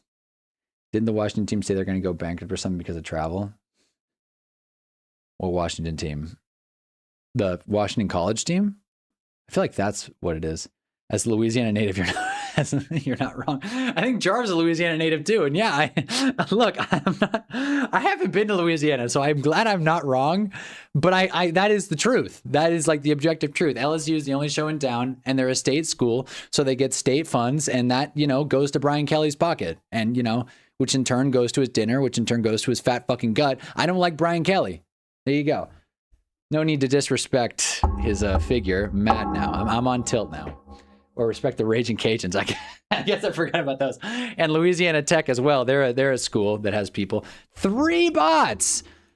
Damn. Okay, this is going to be quite the season, isn't it? If we got 3 bots in a preseason stream, this is going to be a wild one, isn't it? Yeah, the Washington College football team. I thought so, yeah, because the conferences aren't really working for them. I know, by the way, the chat looks ridiculous right now. I know that looks so stupid. White text on a white screen. So let's change this. Well, there's Tulane, Louisiana Tech, ULL, ULM, McNeese.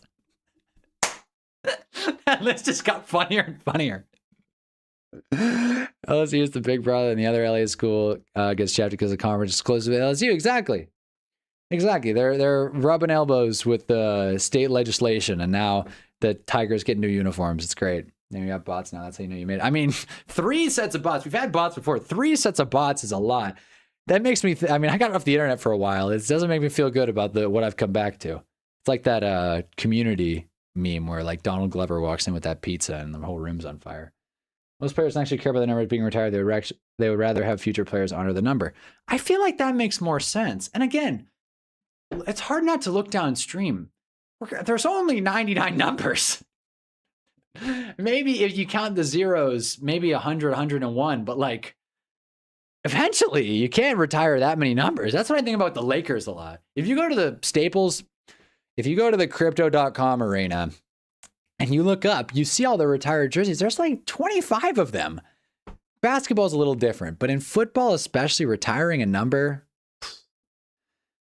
it's a tall order. Tall order. Irma McNeese hoodie. Don't disrespect the gang. I would never disrespect the gang of McNeese. Oh, man. Let me see if I can sign back into my NFL.com. If this doesn't work, they're going to get a fiery email from me. Like, I pay for this. I built this.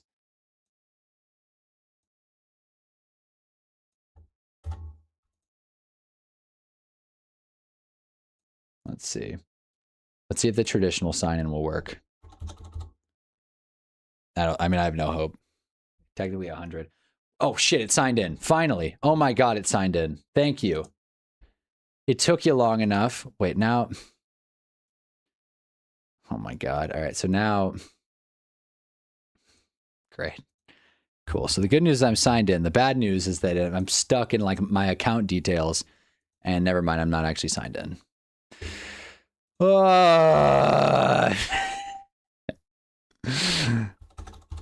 Please, dude. Nice touchdown pass from Dart. Thanks, Crafty Southpaw. I wish I could have seen it.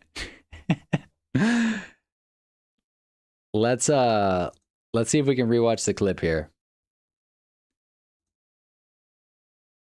Okay, I'm signed in. I'm signed in. Don't diss CFB. They gave me a new vocal stem or whatever they're called. Butter. I didn't buy CFB either. I didn't buy college football. Can you believe that? I heard about I got back online for like one day, just because I saw this thumbnail and I had to click on it. I saw Bengal talking about how they were going to put microtransactions in franchise on Madden. I love the thought of someone who doesn't play video games hearing the sentence I just said. I saw Bengal make a video. I had to click on the thumbnail that they're putting microtransactions in franchise mode. Anyways, thank God they backed off on that, though. That would have been a real issue. You know, I would have gotten all up on here. I can't believe fucking EA. They're so greedy. Issue kind of solved itself. Hunnaball didn't even have to get off his ass. In the future, every college will only let in football players so they can retire as many numbers as possible. In the future, college football is not going to be a thing. That's my take. I can watch the Bears v Browns, but not the Vikings. Well, should we actually flip on Bears v Browns? Is there game time action right now, or are all the games at halftime? Really good plan on the NFL's end, by the way, to put all the games same schedule, because now they're all at break at the same time. Oh, I also want to talk about this. I didn't read too much on this, but they're showing clips in the Bills-Panthers game. They're showing clips of like a game scrimmage they did at the new stadium, I think. Have you guys heard that the new Highmark Stadium is, you can't, there are spots there where you can't like see the field. There are obstructive views. And my favorite part about it is not that the Bills made a mistake. It's that the Bills, I now have this baked in reputation of the Bills now in my head, where when the Bills do something wrong and they're held accountable for it, people are critical. The Bills have this way of being like, whoa, really? Really? You're going to catch us on that? Seriously? You're going to blame us for drafting Keon Coleman? Dude, give me a break. That's how they reacted to the stadium thing. They were like, 99% of people are very happy with the stadium. We're the minority of minority. Give me a break. You really think, like, what kind of stadium is going to be built without some sort of obstructed views? What do you think? This is 2026? What are you, crazy? It's not going to be a perfect draw. We're trying to fix the issues, but everyone needs to get off our back. That was basically their press statement. I read it and I thought it was pretty hilarious. The Bills just completely deflected all responsibility like they do so well. Halfback in Big Blue, and NFL.com is working. So good stuff overall. Wait a minute. All right. Deshaun Watson actually played competently from what I saw. Oh, shoot. I really hope that. I mean, it's an embarrassment to the game, as some journalists have said. Microtransactions in Dynasty and RDG are so funny. They took that out now, but you still can't change. Take that out, but now you still can't change the sliders. EA, they don't actually think of the effect of what they do. They just hit one line of code and like, okay, turn microtransactions off. Job's done. Let's clock out for the day. Yeah, the Bills drafted Josh Allen that one time, so everything's okay. Yeah, Bills are so lucky. Josh Allen is like the anomaly of all anomalies. Jameis getting more reps at QB. Thomas Fidone also going out there. Odell Beckham on the field. Good offense. Shoot. 50% for NIL and 50% to invest in crypto. Oh, is this, we're doing taxes now? Wait, 50% of tax dollars will go to NIL. I feel like that already happens. No? Is that not already the sentiment in college sports? The Bills drafted Josh Allen that one time. 50% tax cuts for their fridge. I missed the politics talks. They also made the Super Bowl 4 times straight too. That is more impressive. Making a Super Bowl 4 times straight is very cool. Who'd they lose to that in that first one? The one that kind of set them on the tailspin. I forgot. Who beat them in that first of 4 Super Bowls? Off a Scott Norwood 47-yard wide right field goal miss. Big Blue, stand up. See, this team's got history. Who's our 21st quarterback of the century, or our 21st century quarterback? Dan Jones, obviously. 2nd 11 for Jameis Winston, and checks down to Odell Beckham. I think the ball hit the ground, but either way, he came up with the catch. I mean, I'll tell you, man, it seems like the team is really trying to get, or at least Jameis is really trying to get Odell involved. And that makes me think that Odell's got some good vibes cooking in this locker room, and people want him to hang around. They don't want him to get cut. Speaking of JA, is it smart to draft him? He's currently 35th. The 35th predicted pick. JA. Jair Alexander? Do you mean Jaden Daniels?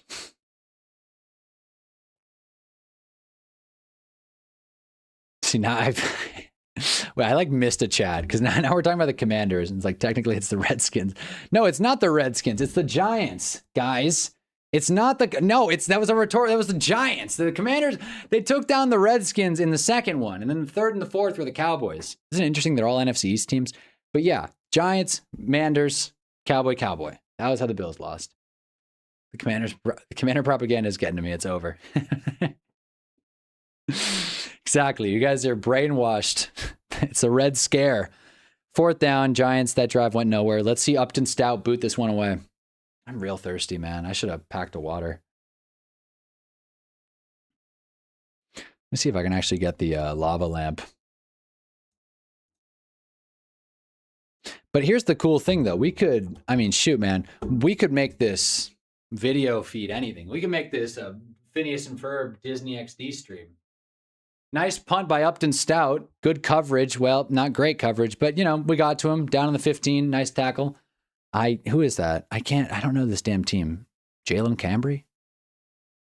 New York taxpayers on the hook for the Bills' abomination of a new stadium. Thanks, Governor Hochul. Wait. You're right, actually. Yeah, they are. I forgot about that. I didn't forget. It's just, that's an important point to add, that a good chunk of the Bills stadium, I want to say half, is publicly funded, and that's an expensive stadium. At least $500 million of Buffalo Bill taxpayer money. I said in my Bills video, like, I don't know how much you know about Buffalo, but they don't have $500 million to just piss away. But the stadium's big and cool. There's seat warmers, man. You know, when it snows, you can sit down and have your ass warmed. When I saw Spider-Man, the seat had warmers, and I didn't know that until about halfway through the film, but I had accidentally pressed it. So I thought, I was like, God damn, this is a really warm hoodie. And I was sitting there like burning up. I felt like an easy bake oven, but, you know, on the inside. And then I saw the thing was on, and that, you know, and I turned it off. And I already sold the story rights to Penguin Random House, so you can't take that enticing, juicy story I just told. I already sold the rights, so sorry. The Bill Stadium looks like abysmal dog shit. That's another thing. It doesn't even look good. That's a very important point to consider. The stadium doesn't even look good. Let me pull it up real quick.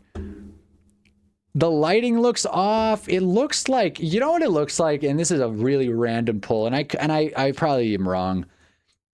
Let me look up Bill's new stadium, and I want to see. You know what it reminds me of? If I can find like a good view. Yeah, it's something about this just looks off. Something about it. Here, let's pull this up to screen 2. Why would those seats have warmers? I don't know. Why indoor theater seats have warmers? I don't understand either. This looks like, this reminds me of 2 things. One, it reminds me of Tottenham Hotspur Stadium, which is a really nice stadium in England, which seems like they got a lot of the specs from it, like, you know, but it's a soccer stadium. This feels like a soccer stadium. Or The other one it reminded me of when you're kind of lower on the field view and the lighting of it kind of, which is weird because it's outdoors, but it kind of reminds me of the Astrodome, the Houston Astrodome, you know, with the Oilers and Earl Campbell and all that. It just feels kind of like round. It feels round. I don't know. It's something about it reminds me of the Astrodome. That's it. DJ Moore making his debut for the Bills. Look forward to giving up on plays with rabid enthusiasm. That's the missing piece. You didn't hear? DJ Moore is going to bring the Bills to Super Bowl. It's going to be awesome. Oh, shoot. There we go. I would hate to get another copyright strike from the NFL. No, it wasn't a fluke. James, theaters get chilly. Theaters do get chilly, but this theater was pretty warm. As I was wearing a hoodie, so I thought this was a pretty warm hoodie when the seat warmer was on. New Gen Texas Stadium. Yes, exactly. I said, if not, when? Wait, what'd I miss? We're calling the 2024 playoff the Red Scare. If the commies continue to suck, right? Yes, I like that. That's a good name. The Red Scare. That is the NFC East, though. It's like, oh shit. The Commanders aren't good, are they? It's one thing to be chasing the Eagles and the Cowboys, but if the Commanders are good, I know the Giants aren't going to catch up. Getting ready to lose to the Dolphins in the snow. Is that a Cowboys pull? Leon Lett? I really like the seat coloration. The gradient of blue and red looks really pretty to me. That's fair. I don't disagree with that. The clip I saw of Josh Allen running, I don't know if the Bills have new uniforms, but his helmet was like interesting. It was like a buffalo. It's not their usual helmet, so I don't know if they're doing a new thing or it was just a practice, but the Bills are really doing it up with that blue and red. Damn, man. All right, I'm going to need to get a moderator. This is no longer funny. This is no longer funny. We are getting raided by bots. And I don't get any ad click. I don't get any, like, YouTube doesn't give me any points for bots joining for 2 seconds. Arvo Reese on the sideline, smiling, having fun, wearing 52. I feel like Abdul Carter wore 52 first preseason game last year. But Arvell wears a little bit better. He might stick with 52. Guys, click the link, trust. Yeah. And there's Francis Maui-Noah, another first-round pick.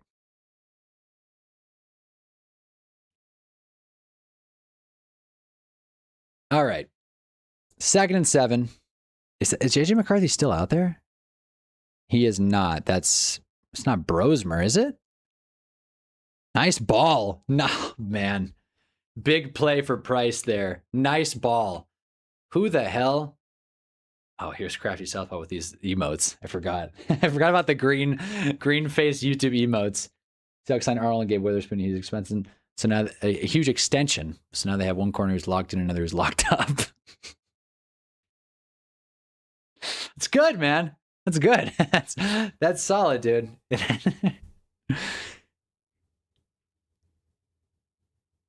Here we go. 2024 draft class. They're showing it. What a class it was. The Bills' gray are alternates. I see. Maybe it's like a quarterback. It's probably Wentz. Oh, shoot. Is it Wentz? Oh, I think it is Wentz. Oof. Joe Shane is in the booth. I feel like this is a must listen.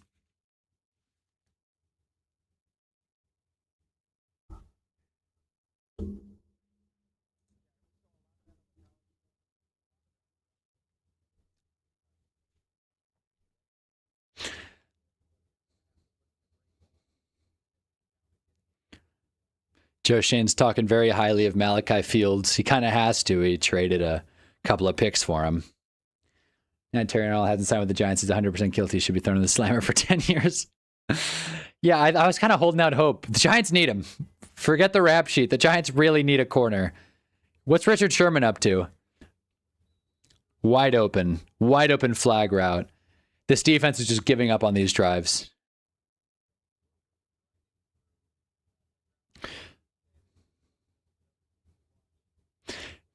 Joe Shane, I'm rolling my eyes as he talks.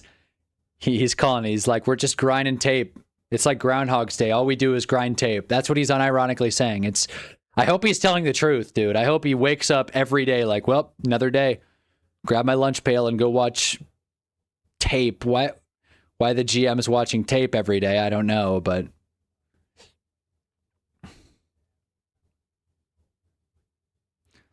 Nice little tackle there. Let's see if Zaire Smith. Imagine having the worst defense in the division. We're going to see how the Cowboys look this year. The Cowboys could be really good, which is terrifying. We're going to see. They're talking about Odell Beckham. Joe Shane's saying he had a good camp. He's having fun. He's dancing. It's so nice. It is so, like, I shouldn't be this cool. It shouldn't be this nostalgic to see Odell Beckham just on the field, just having fun. I don't even need to see him score touchdowns. Maybe this is just me tempering expectations. But, like, him just dancing, having fun in Big Blue, it just feels so right. We're back. Karen Arnold thought he was Batman when he really was just the Joker. Falcons edge rusher got suspended. Yeah, that's true. James Pierce for 8 games.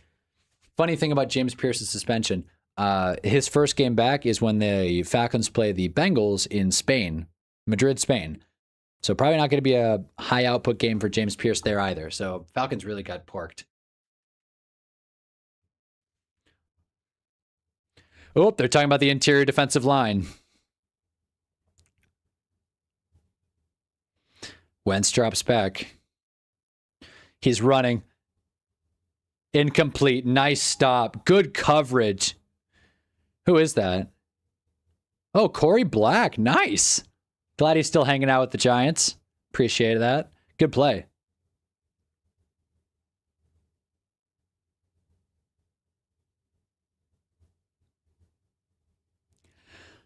Give a DA some flowers. I like it. The Falcons. Did I say Falcons? It all started with him spitting on Dak. Wait. Also, Jalen Carter killed a guy. Well, that's conjecture. No, that did potentially happen. Field goal is up and good. 10-6 for the Giants. There we go. It's tough to focus with Joe Shane talking junk, but he's excited about Tremaine Edmonds. I mean, Joe Shane, you know, he's a mouthpiece if you ever need one. I mean, this guy will talk highly of anyone on the damn roster, which is nice because he comes from that Buffalo tree of them throwing players under the bus. I'm glad he doesn't do that. It's a low bar, but I'm glad he doesn't throw players. I feel like the Washington defense is going to be worse in the division. Nothing about them inspires me. Well, there is Sonny Styles. That is, you know, and that I know that's your guy, GF10. I know Sonny Styles, best defender in this class. So we're going to see. I mean, listen, you got Arvell Reese in blue. You got Caleb Downs in blue as well, but a darker blue. And then you got Sonny Styles, all Ohio State defenders. And we're going to see who makes the biggest impact across this division. Will any of those three defenses match Philly? Probably not. But hopefully Arvell Reese is the best out of the three. That's all I can hope for. I put a 65% chance of Carter doing it. I mean, it wasn't like he was there, but he didn't like do it. He was there for the car accident. He was in the car, but he wasn't behind the wheel. Isn't that the whole thing? Falcons player suspended at a Niner receiver on IR, business as usual in the NFL. That's true. Time is a flat circle. Giants not being able to stop the run. But you know what? We're gonna keep addressing this position of interior defensive line. Hopefully the linebacker room is stronger than usual. That would be a nice thing between Micah McFadden, Arvell, and the rest of the crew. Caleb Downs is going to flop. Styles carry that Ohio State defense. I have not heard that at all. Caleb Downs is going to flop, RJ says. Wow. Way to leave your commander's bias at the door. I don't know how to feel about this sitting down. I feel like there's way too much empty space, but I wanted to take a second. I'm not used to standing for... We're approaching 2 hours of this stream. Drop a like if you haven't already. I think Downs will emerge as the best. Downs definitely has the easiest path to be the best. I think safeties come out the gate the strongest. But I gotta go with my guy Arvell. I thought Arvell Reese was the best Ohio State defender going into the draft. Why would I think anything less now that he's a New York Giant? He was also the first one off the board. It's worth noting. And I think he plays the most valuable position. If he can get some snaps on the edge, he will be the most valuable and potentially the best player on this out of this draft class, at least on the defensive side of the ball. Is your floor covered in lava? It is, which is why I just sit in the chair.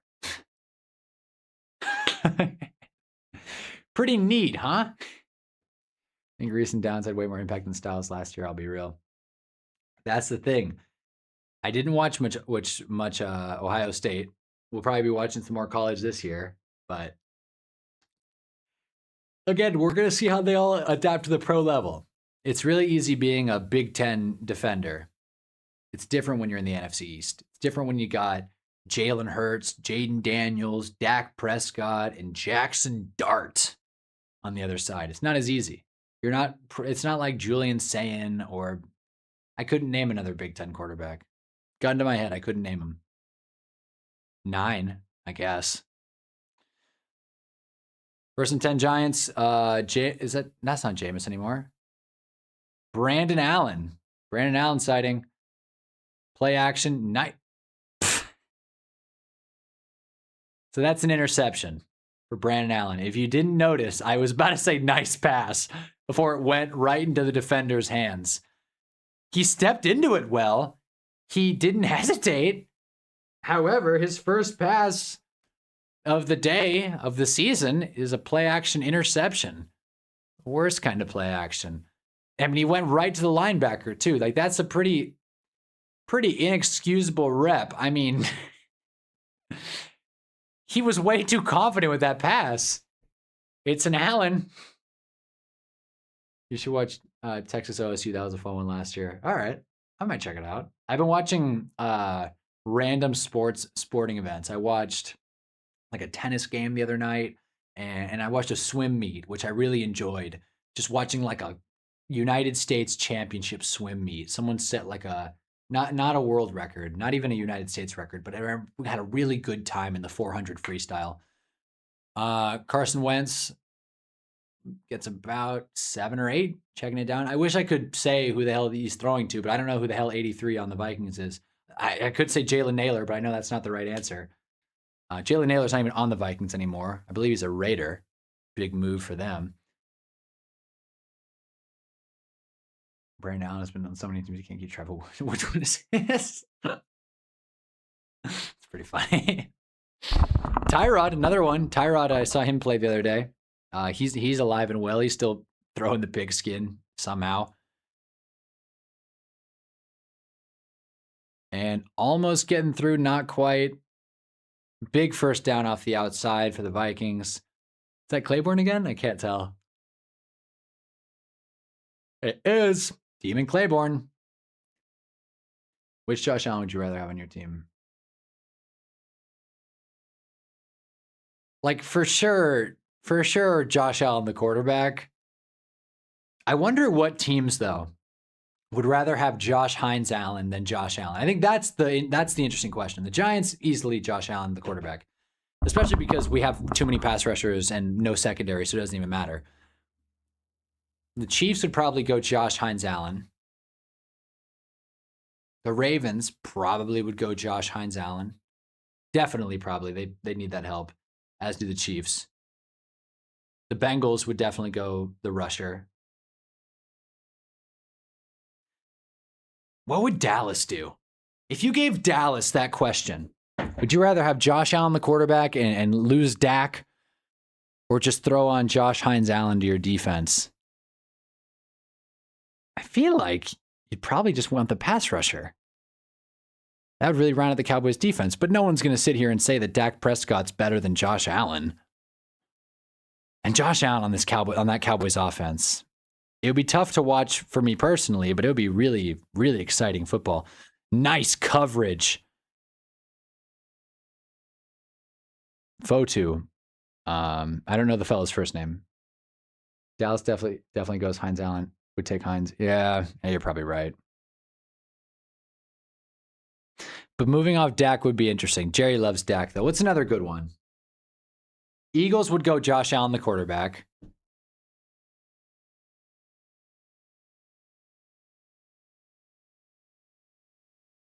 The Bears would probably go Josh Allen, the rusher. What would the Packers do? What do you guys think? I think the Packers is another interesting one.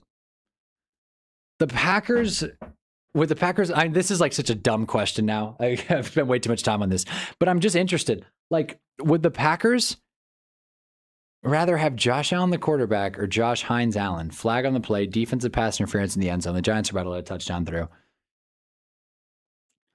We still have people wanting Crosby, quarterback. All right. So they'd rather have Josh Allen over the Jordan Love. All right. All right. I'm trying to find like that real like 50-50, like toss up quarterback. Yeah. Dak isn't better than Allen, but Dak's arguably a top 5 quarterback, and that's from a Niners fan. Dak consistently is putting up great numbers and is let down by the defense, almost like a certain AFC North quarterback. Well, to be fair, though, one of the reasons Dak is putting up numbers is because of the awful defense. He just has more time, more reps to throw. First and goal on the 1.5. Let's see if the Giants can, I mean, they're going to score. The yellow line finally works when it's on the end zone, and that's not quite a touchdown. Good stand, at least first stand. Rams likely would trade quarterbacks, but hard to say. You can't know what correlation you'd have with Puka compared to Stafford. That's a good one. Rams is a good question. You throw Josh Hines Allen on the Rams. Do they get they get better, but I don't think they get much better. Would the Browns rather have Josh Allen or Josh Hines Allen? I mean, they have Shador. They do have Shador. I think the answer for most teams would be Josh Allen, the quarterback, but who knows? Another good stop. Well, that's 2 plays, two goal line stands for this Giants defense. Didn't expect it. Is that DJ Davidson? Jack Kelly getting there as well. Nice seeing a good rep out of him. I agree with Shador's let down by his defense. Another AFC North quarterback. At least we're not talking about Rodgers. It's another fun thing to see. I'm excited to see what the Steelers do. Because I was telling my buddy about this. Because he's a Pittsburgh native. He lives in Pittsburgh. And he asked me how I think the Steelers are going to do. And what the bar is. And I think with the Steelers, they're kind of rejecting history right now. How that'll work for them long term remains to be seen. But I think they're rejecting history. And that's an interesting story.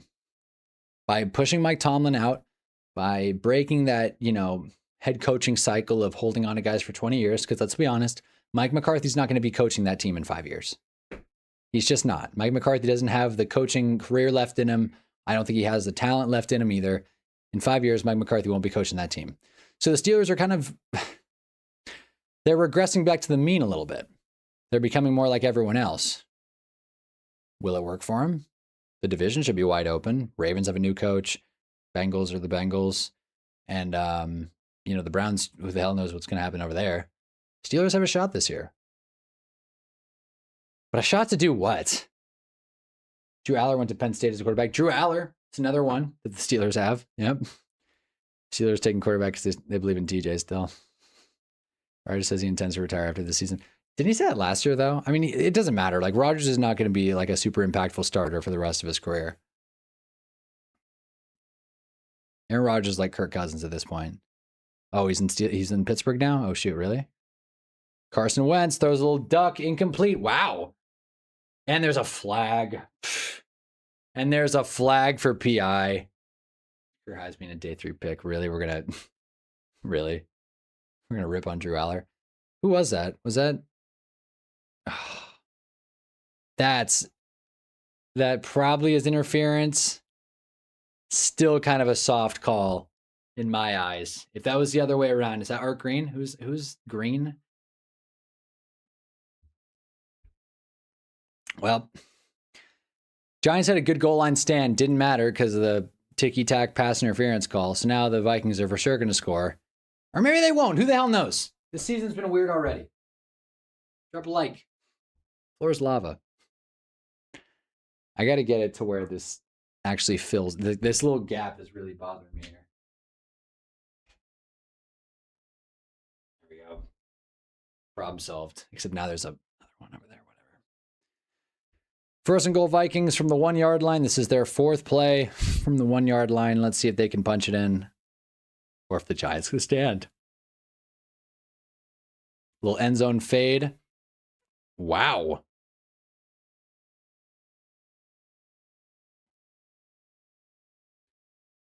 What a throw and catch. My God. This Price fella. What a catch. That was like the smoothest one-handed catch I've seen in my life. He didn't even react. He just got back up. Was he in bounds? He looked in bounds. I'd give it to him, man. It's a really cool catch. Yeah, for sure, a catch. As long as he kept possession, he got 2 feet.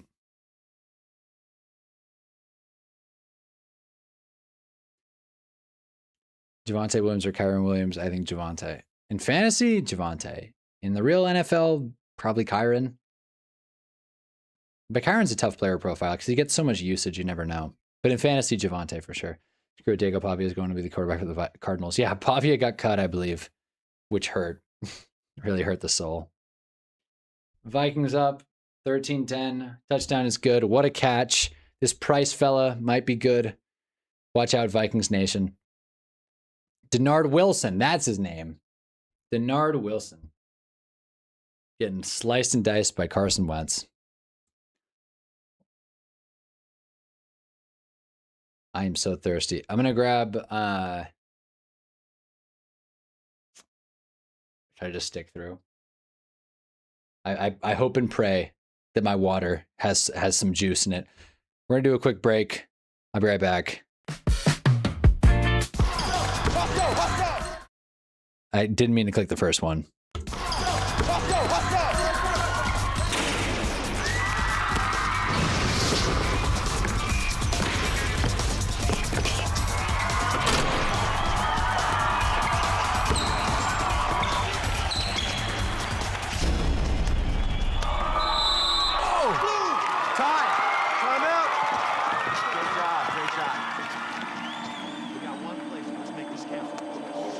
I touched it.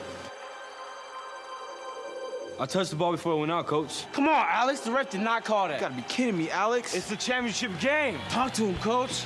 I touched it. It's their ball. Come on, do it right. Don't foul them when they inbound. Team on 3. 1, 2, 3. Let's go on, Alex. Sorry, coach.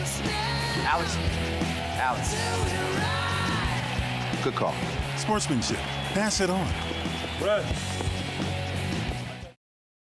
Sportsmanship. Pass it on.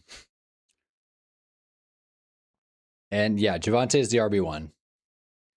I think Jaden Blue is going to get more work than people think, though. Jaden Blue is having a good camp, from what I heard. So I think Jaden Blue will actually be an impactful player for the Cowboys, but Javonte is going to get the lion's share for sure. Jalen Hurts out on the TV. Who's like some of your like must get in fantasy players, fellas? Like, who do you think? Who are some guys you really want to take in this year's draft? Like for me, I think Jadarian Price is one of the guys that I just really want to take. Which is funny because when we did War Room Wednesday, I wasn't super impressed with what I saw from Jadarian Price, just from a tape perspective. But I think his situation is really great. So Price is my guy. What about you guys? I mean, from what it looks like, it seems like everyone's very fired up by Javonte Williams. So there you go. That's one. We're drafting a lot of Jaden Blue since he's late rounds. Yeah, exactly. The caps lock kind of threw me off there, but yeah, no, Jaden Blue's a good late round flyer. I agree. Kyle Pitts, Montgomery, really? David Montgomery? Is that like a serious thing? I will say, I forgot to do this. Oh shoot. I want to pull up. I'll do it next stream. David Montgomery looks very happy in his Yahoo picture. And I want to do a bit where I talk about like certain players' Yahoo pictures or just ESPN pictures in general.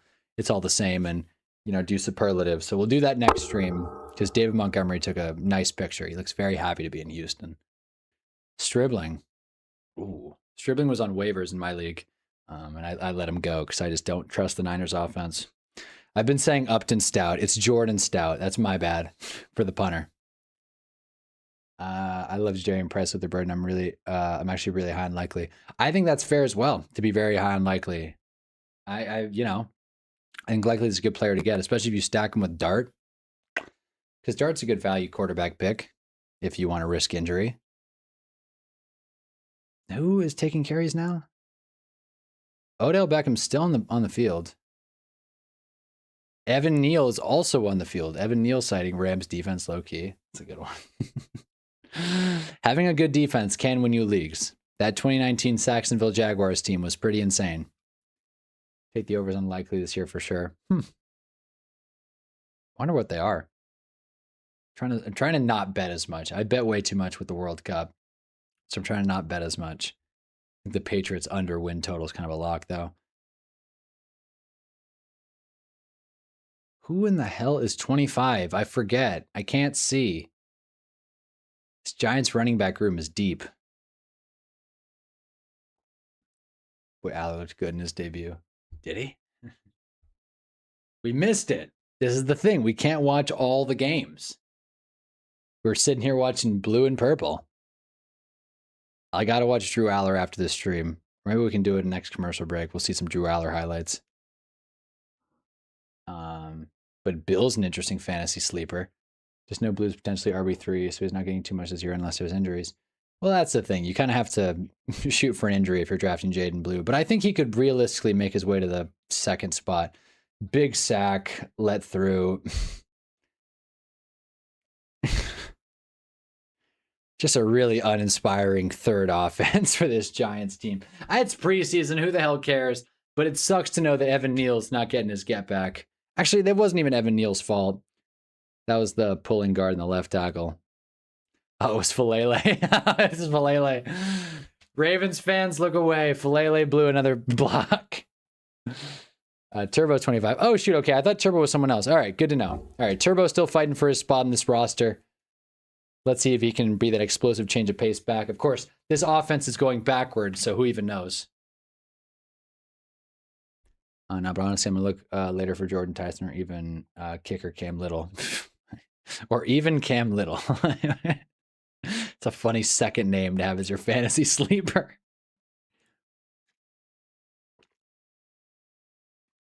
Jason Statham is bearded now. I thought Jason Statham had a beard for a while.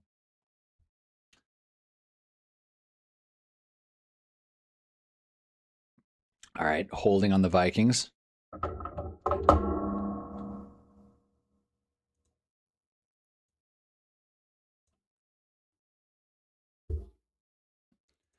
Let's see if I can get rid of this lava.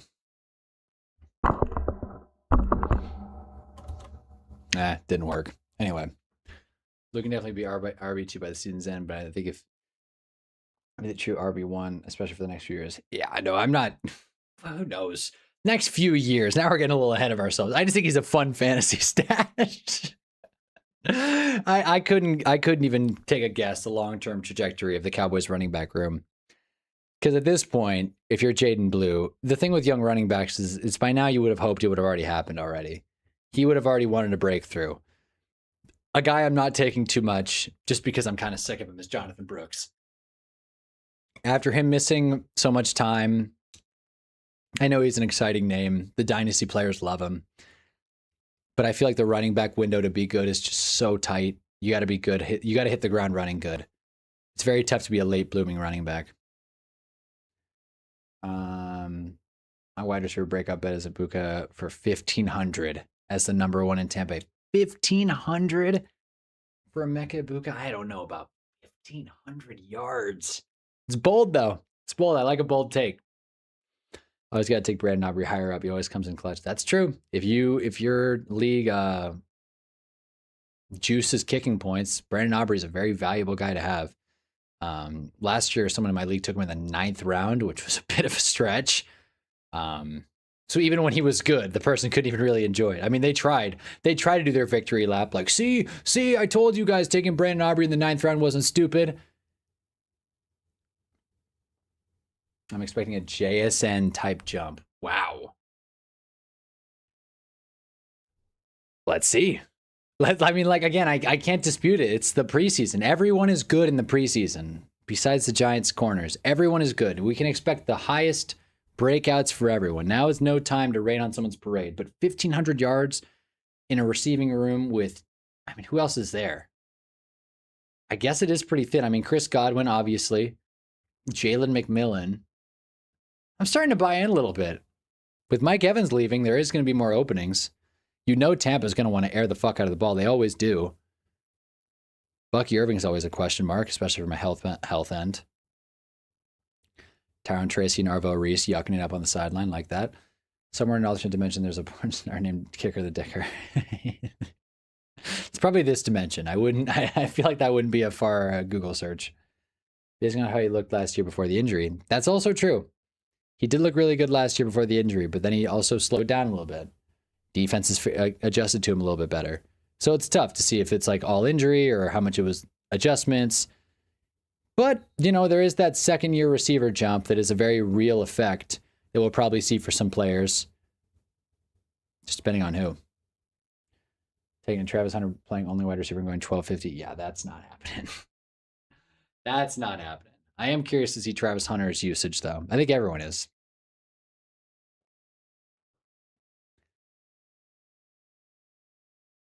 Gosh, Arvo Reese. I mean, I'm excited to see him in blue. It's so weird seeing new players wearing Giants blue.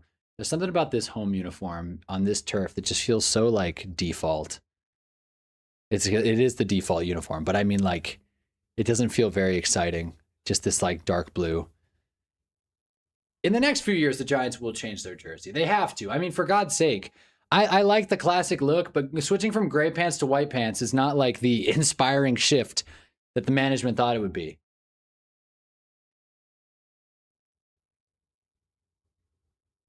Bears driving in Browns red. What the hell that means? Oh my God, yeah, Bears for sure moving into Indiana. It's weird. They've said they've focused entirely on Indiana for the new stadium location. So that's something. Tua looks weird in red. I see. I mean, yeah. Who thought Tua was going to get a job? And here he is. Oof. Nice pass.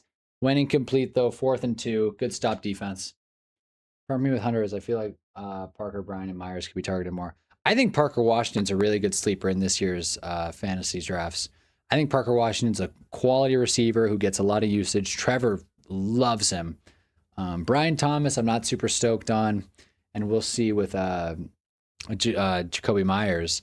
But I think Parker Washington's the one you want out of that bunch. 4th and 2, big punt coming up. Touchdown Bears. Oh, shoot. Oh, Bears driving in Brown. Oh, red zone. I see. That's what you meant. I was like, wait, why are the Bears wearing Browns red? Browns don't wear red. I got confused. Doesn't help the Browns are also named a color. All right. 2 seconds left in the third quarter. I don't know if we're going to get a commercial now or... Okay, we're getting both. Cool. So we're getting a commercial now, and then we're going to get a play, another commercial. On that second break, we're going to check in on Drew Aller and see his highlights for a second. Hopefully they don't get thrown off the air. Didn't say they will. I just like them as long shots. That's why I call them long shots. RJ. Wait. Oh, shoot. What did I miss? I think Neighbors can hit 1,500 as well. If he gets the usage, I think that he does. That's obviously best case scenario. Yeah, I mean, that's wishful thinking. That's wishful thinking.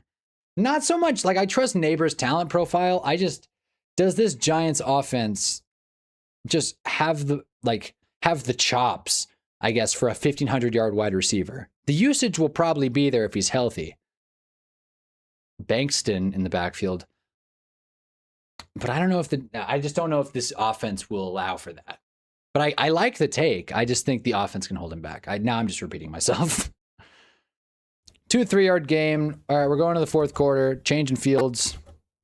So now... we're going to pull up our Drew Aller highlight tapes, which I realize now was not continue watching with NFL Plus Premium. Oh, what? Oh, you can't watch. That's so funny. Fun little factor about NFL Plus. You can't watch 2 games at once. That's just too much for their, that's too much for their servers to handle. All right. So let's watch a couple of Drew Aller clips if it'll let me. Here we are. It's nice when the text is on a white screen. All right. Here we go. 1st and 10. Yeah, I mean, nice pass. This is why I don't do film analysis.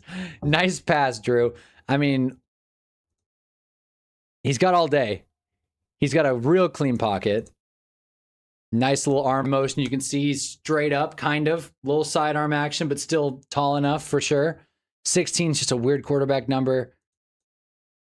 I don't know why I paused there. He gets it through. Nice, accurate pass. 20-ish yard scamper. We got 3 angles of it. All right, here's another one. Let's see this 5-yard touchdown toss. Wait. Oh, yeah. Oh, shoot. Nice little play after the catch. I haven't seen too much preseason football. Danny Hurlman getting the first down. I haven't seen too much preseason, but here we are. If I get booted, I'm going to be so annoyed. I think it's a good shot, too. That was... Wait. Did I misread that? Drew Aller adds passing touchdown with 5-yard... Wait, adds passing touchdown with 5-yard toss. Is this not what I just clicked on? Oh, here we go. I guess I clicked on the wrong clip. All right, here we go. This is Drew Aller's touchdown. These are not difficult throws, guys. Like, Drew Aller, good game for Drew Aller. These are not difficult throws. Like, I'm not going to take credit away from him. Scoring a touchdown in the NFL is really difficult. Credit where it's due. Let's see Riley Nowakowski. His card in CFP was awesome.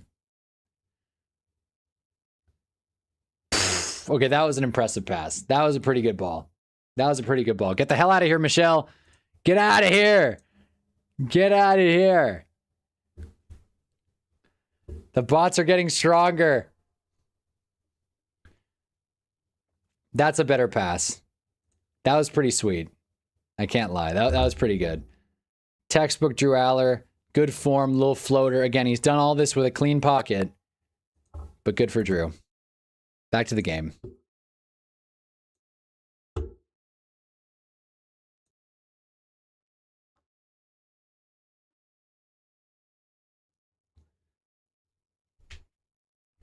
And then I'm going Bill over 1,000. Actually like that for y'all, RJ.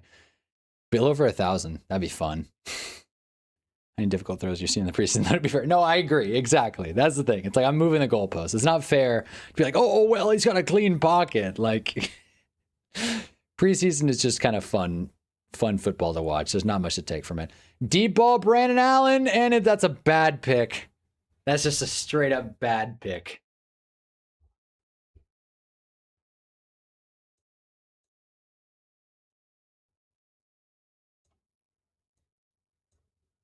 Just a bad pick overall.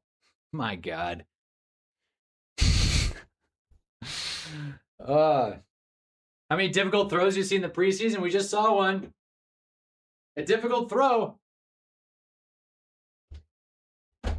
Floor is lava. This is so much comfier than like that stupid metal chair. And I feel lazy. Have you talked about the Jeremiah Love combos that are happening? What are the Jeremiah Love combos? Again, reminder, I got to put like a sign on the wall. I got to put a sign like right there. Like reminder that I'm not online. So bring your takes. What is the Jeremiah Love discourse? A lot of rookie running backs look good in preseason. I know that. Mike Washington, he had that big run. That was sick. I'm hearing good stuff for Jonah Coleman as well. I'm seeing a lot of Jeremiah Love hate. Oh. Is that what's going on right now? Should I go on Twitter? I'm so dramatic. Should I go on Twitter? Let's see. All right. Let's find out. Let's see what's going on with Jeremiah Love. Penix points at 2 in preseason opener meme moment. Hold on. So first, I haven't been on Twitter in a minute. Okay. I haven't been on Twitter in a really long time. I just want to pull up the first tweet I saw. So you can read. You can read so I don't have to. Good to be back. Feels good to be home. Anyways, so what's going on with Candace? Miles Price, he's trending because he made a hell of a catch. People saying he looks like AP. Also, my guy finally got a new chair. Bless him. I saw it. Thank you. Yes. But wait, definitely a stretch for taking Love at 3. So people are clowning them, or they're saying he's looking good. Because from what I'm seeing is rookie stars shine in preseason opener. It's wild that every ball knower just automatically recognizes who Jeremiah Love looks like on this play. Oh yeah. Oh yeah. Oh yeah, he does. Oh yeah. No question. That's who he looks like. Just big body, fast runner. I understand. He dazzled in his debut against the Cardinals. Yeah, maybe the 3 overall pick's a little rich, but still. Peak Twitter discourse. Yeah, I mean, again, fake videos, stupid jokes, and news that we don't need to know about. Twitter is so back. Jackson Dart gets lit up. Oh my God. I didn't see it because we were figuring out the lag. What? This happened? Oh my Lord. God help us all. Let's watch this one in full.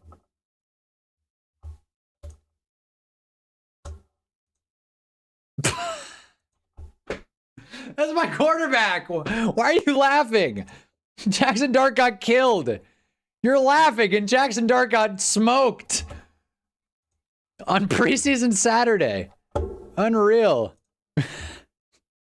James Hudson doesn't look so bad now, I guess. I guess.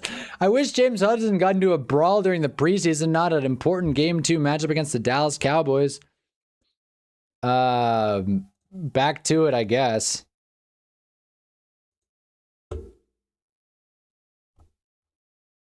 Horrific pick by Sanders. Don't say that. That can't be. That can't be. I got offline to live in my own echo bubble, echo chamber. And the fact that Shedeur Sanders is throwing picks and Deshaun Watson's looking good. I don't want to live in a world like that. Nice TFL there. Is that Corey Black again? No. Wow. Carl Banks and I just did the same thing. We both asked, is that Corey Black? And it was not. It's Carl Jones. You guys want to do a fantasy? Shoot. I mean, after the Madden League, I feel like I don't want to commit to anything that I can't give 100% to. But if we do I would, it would be really cool if someone made made a league. I don't know. Maybe I'll get Muhammad or some. Muhammad, you got the idea. If you make a league and put it in the Discord, I'll hop in, do a draft. I made the joke about him going to temper hitting the ribs. Oh, I see. Tracy missed his block. I see.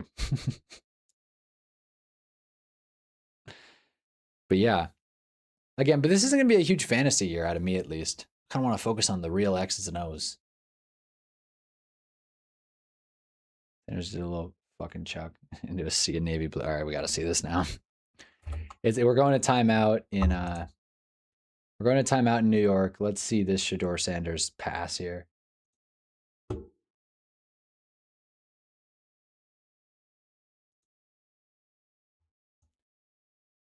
I mean, there's been a lot of big plays in this one. Shedeur Sanders throws a 35-yard strike to Luke Floria. Look at this. This is a 35-yard strike. Come on. Come on, dude. That's good stuff right there. By the way, Shedeur Sanders wearing number 2 is a little jarring, but I like it. What do you mean focus? Just set the lineup. No, I just mean like I'm not going to be like studying up. I'm not like I could give a shit if my fantasy team's good this year. My fantasy team was good last year and I lost the championship because everyone took the week off. I'll wait until the Shedeur Sanders pick pops up. I ain't trading in my star's ass. I joined a flag league because you first came to money. Let's go. That makes me really happy. Adult flag leagues are the best things. I realize now saying adult flag league is weird. You could just say playing flag football. I do that a lot. People are like, oh, what do you do on what do you do when football's not in? It's like, oh, I play an adult flag football league. I have to preface it by saying it's not a kids league. I'm not playing with a bunch of 10-year-olds. It just feels weird playing flag football as a grown-ass man. But what a time it is. Can't recommend it enough. Technically, the minimum you can do in fantasy league is join and let it all happen. And I don't want to do that. That's my fear. My fear is that I would do that. What is the punishment for last place in the Hana League? Got to be a Giants fan. I don't know what a good last place punishment is. It'd be fun though. It'd be fun. We could do something. Sure, I got a random draft and end up 7th. Yeah, it happens. That's what I mean. A lot of times the auto drafter ends up ahead. But hopefully that sounds like a sequel to Two Girls in a Cooper Cup. Two Girls in Cooper Cup. It's funny. But yeah, no, adult flag league, it sounds like dirty and weird and off. It's like, oh, I play adult flag football. Because I am an adult. It's just a weird. Swear to your rod is the punishment. I just watched American Sniper. Unrelated. Watched American Sniper. Good movie. It's tough to be critical of American Sniper. I can't be like, I didn't like the acting. The cinematography was shit. The pacing sucked. It was good. That's the thing. I can't be critical of movies right now. It's weird. I'm having just a hard time poking holes and stuff because I don't have the internet to lean back on to validate my negativity. Death is the punishment if you take last. What I do in my main league, or what we did this last year, whatever the circumstances may be, last place just couldn't keep up, wasn't setting his lineups, drafted a bullshit team, and we kicked him out of the league. So what we could do, if nothing else, is just a relegation system where it's like, if you take last or bottom two, you just don't do it the season after. You get the boot. It's jerking off the U.S. Got a sex change operation. It's jerking off the U.S. government. I mean, that's not... I wouldn't say it's entirely doing that, the American Sniper. It definitely is kind of putting a spotlight on the horrors of war, but you can't undersell, or no, you can't oversell the effects of war on a human being. I mean, shit, dude. This summer job I got, I'm not about to say what you think I'm about to say, but this summer job I got, I would go home. It was in a kitchen, right? And I would go home and I would like be doing laundry or like doing stuff, and I would just like hear it in my head. Be like, we got 20 maple donuts. It was a donut shop. We got 20 maple donuts to make. And I would hear it in my head. And I thought, I can live with this. It's just a noise, right? But if what I just randomly heard in my head was like limbs being blown off, I don't think I'd be able to be cool with that. So all this to say, credit to those living with PTSD. That is a tough racket. Like, I could sit here and bitch about being a Giants fan all I want, but American Sniper really makes you think. Stacking that with Black Adam, that was one hell of a Thursday. Why are there so many damn bots? I can't even keep up with them at this point.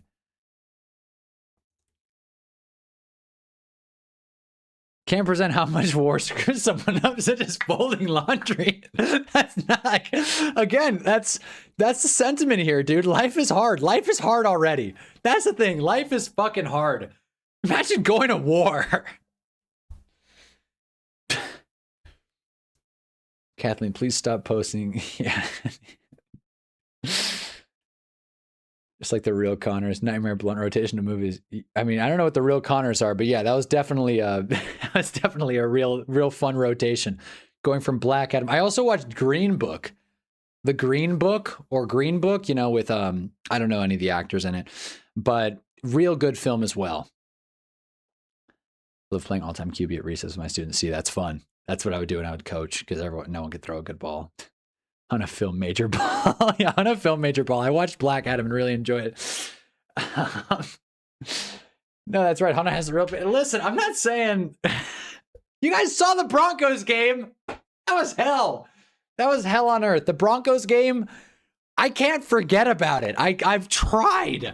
Everywhere I look, I see Bo Nix running in that touchdown. Bo Nix isn't going to be ready for the beginning of the season, right? I know Stidham's getting first-team reps. Have you watched Obsession yet? I haven't. I'm waiting for it to go on a stream. Is it on a streaming service yet? So I'm waiting for it. The Green Book was so good. I thought so. The Green Book is really good. I enjoyed it a lot. It's another one of those movies, though, that's very tough to criticize. It accomplishes the message that it's setting forth, though. That's the thing. It's very heartfelt. What else? Oh, I also watched The Sheep Detective. I think I talked about that last stream. The Sheep Detective. I'm getting really into the OG Dragon Ball, not Dragon Ball Z, the OG Dragon Ball. It's finally getting good. 50 episodes in, it's finally getting good. Brandon Allen just almost threw his third interception. My God, this guy sucks. Obsession's on Peacock now. Okay, all right. Then you know what? I'm going to check it out. I'm going to have to borrow a Peacock account, but I'm going to check it out. Jimmy Fallon be on the worst blunt rotation. You would fake laugh so much. You just keep coughing. That's me, actually. That's more like me. Also, speaking of blunt rotations, this is a different conversation for a different day. But I think our gaming our gaming streams are going to change a little bit. If you catch my drift, the gaming streams are going to be a little different. If you want to watch, I've not given up on Red Dead. If anybody in here is like, damn it, I miss when you would play Red Dead. I have not given up on that game. I haven't touched it since the last stream. Muff's punt! He picked it up though. Oh God, don't tell me. Anytime you see a muffed punt and then them pick it up and start to run in Giant Stadium, you get really scared. But no, like the gaming streams are going to change, but we're going to be streaming on Super Hunnaball, the Red Dead stuff, the GTA 6 stuff.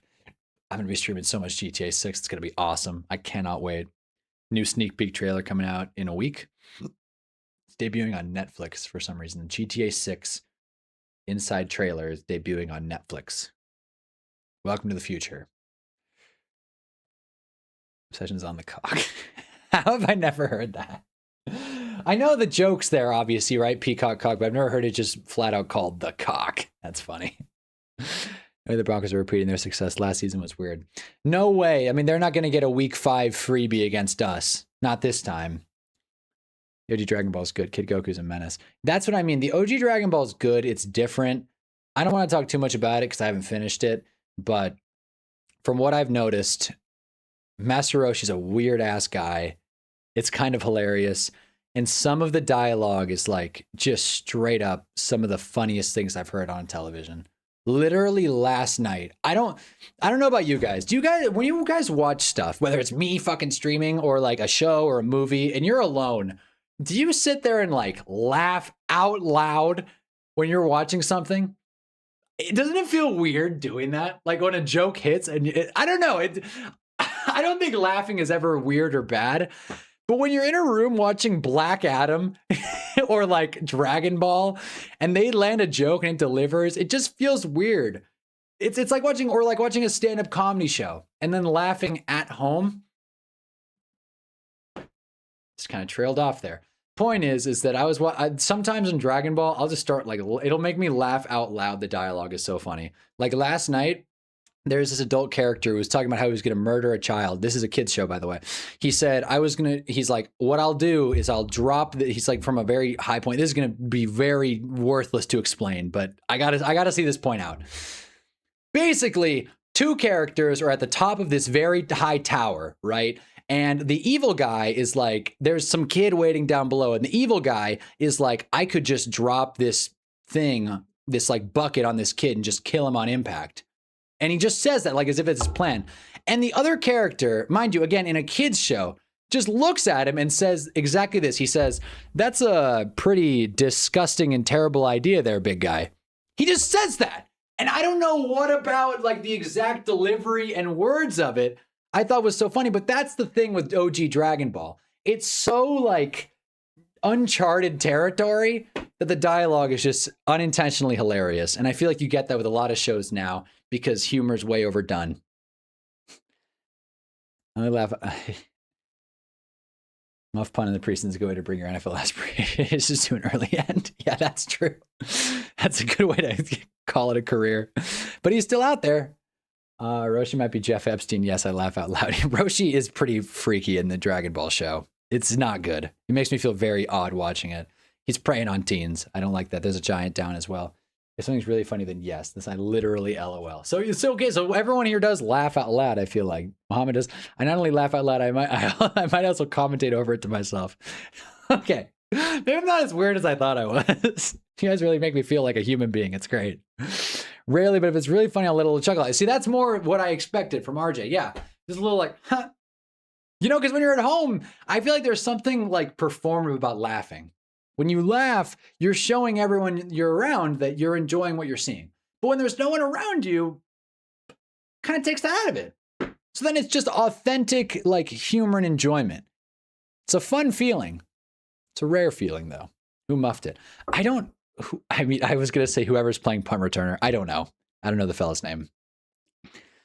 He does have an island. That's a great point. I didn't even realize that. Master Roshi and Jeff Epstein have that in common. Just realized that. Yikes. You're too focused on appearance. You're in the comfort of your own home. If you find a joke funny, it's not wrong to laugh out loud. I'm not saying it's wrong. I'm just saying it feels weird. I'm not saying any of this is like wrong or unethical. Like, oh, you suck if you laugh out loud. I think it's cool. But I get what you're saying. There is nothing wrong about laughing or talking out loud in your own home. Hell, that's what I'm doing right now. There's no one else in here.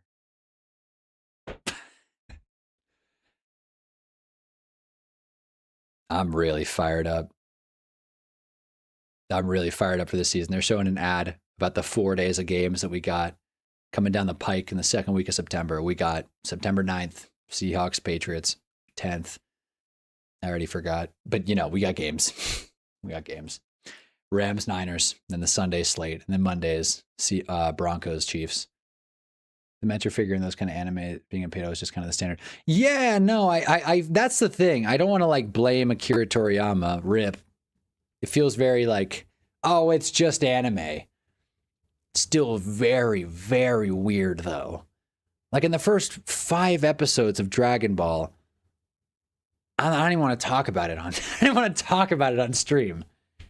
It's just so, and it just played off like, oh, they're kids, you know, they're having fun. You remember being a kid, don't you?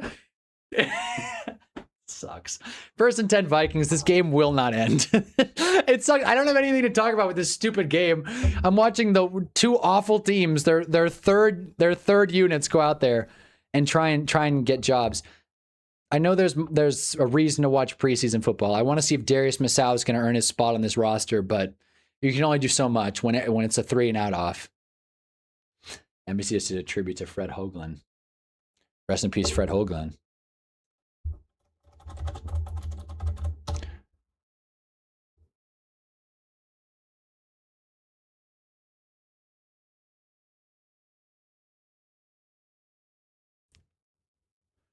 Fred Hoagland was a professional football player who was a center. He also was an offensive line coach. He coached for the Giants. That's very cool. He was a part of the Super Bowl winning offensive line. That's nice. Rest in peace, Fred Hoagland. I didn't know the fella. Obviously, I didn't know him personally. I don't know his story. Don't say about future wildcard contender Vikings. I mean, listen, I don't think anybody in here is going to say like, whoa. I mean, other than Muhammad, whoa, the Vikings are really good. Have some respect. Didn't Bulma flash Roshi and try and seduce Goku? I mean, more or less, yeah. Pretty much. Wentz, don't throw a flag there. They won't. Nice little 3 and out there. Good stop defense. Come on, Giants. We just need Brandon Allen to get out there and just, is there overtime in preseason? I know there are ties. There's no overtime, right? God, it's got to hurt Wentz's ego playing this deep into a game. I wonder how veterans feel about preseason games. Does anyone have any insight on that? About how veterans kind of, I don't know, mentally prepare for stuff like this? Because Carson Wentz has played in important games. He's played in playoff games. He's won an MVP. And now here he is playing nonsense reps as the 3rd quarterback on the Minnesota Vikings in a preseason game. And I feel like I wonder if that's like a shot to the ego or like, no, I'm playing football. I'm still in the show. Probably the latter, but I'd feel weird if I was Carson Wentz. Well, the Vikings are really good. Put some respect. San Jose State taking on USC August 29th. Be there or be square. Wentz is finishing the game because Brosmer got hurt. He was supposed to finish it first. Oh, I see. Okay, that makes more sense. I feel like them having Wentz out there the whole rest of this game is just kind of embarrassing. Not for the Vikings, just, it's not a good look for Wentz.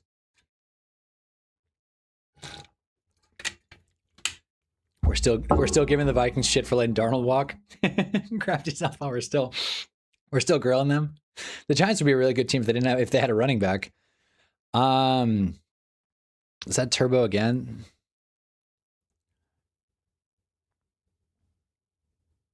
Nope, Eric Gray. He lost the MVP to Brady. Oh, you're right. Oh, I thought he got the MVP, though. I thought he at least got the MVP. Damn, he didn't even win the award? Man, my memory is failing me. guys are good. We had a winning season with 200 quarterbacks and Max Brosmer. But that was last year. Maybe it's just John. I think John's just gotten into my head finally. All this shit talking about the Vikings, about they're going to trade their best player for a 7th round draft pick. I finally started believing. I have no faith in this team. Brandon Allen, first down. I think that's the Scotty Miller.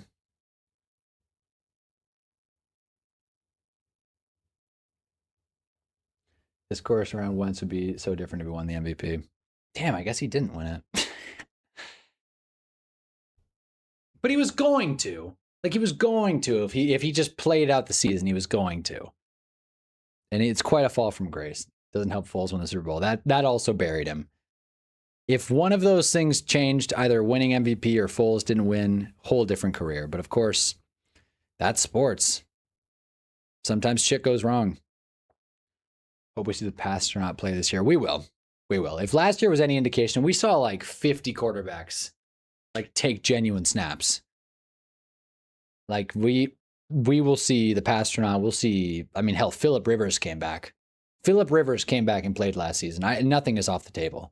Pull Peyton Manning out of retirement. I don't know. Get him off the Manning cast and put him on the field. Get Pat McAfee punting back. I don't know. 2nd and 6. Another outside handoff. Weird spot. 2-3 yard gain. There's a bear unconscious on the field. Oh. This is how I know I got to get back into football mode. When I first read that, I'm like, well, if we have like a park ranger handy or something. I didn't even realize. I hope the Chicago Bear is okay. It seems like we're really missing an exciting Browns-Bears game. Jeez. Much the most boring preseason game in history. You see Pat McAfee dropped an album? Nope. No, I did not see that. What? No, I did not see that. Brandon Allen, awful camera work by NBC, but the Giants got a first down. Can't even tell what the hell's going on. The cameraman followed the wrong guy. Don't see that very often in NFL football. Dylan Cambry, first down Giants. Is that Darius Slayton still on the field? No, okay. The Giants would be a really good team if they had a new owner, fans, venue, tightening center, and QB and moral. Yeah, I mean, the Giants are missing more than one thing. Way to hit us where it hurts, Mohammed. I got to look up this Pat McAfee album. Sweet.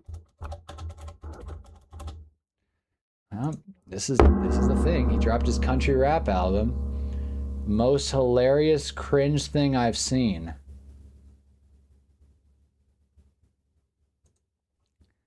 Some counter program. I gotta forget the stupid game. Some counter programming to the Shill Fest.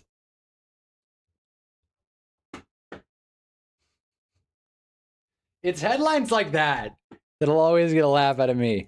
This thumbnail is also hilarious. I don't know why Mina Kimes is cut off. Whatever. Some counter programming to the Shill Fest. Mina Kimes wins fans over by steering clear of Pat McAfee's divisive new album.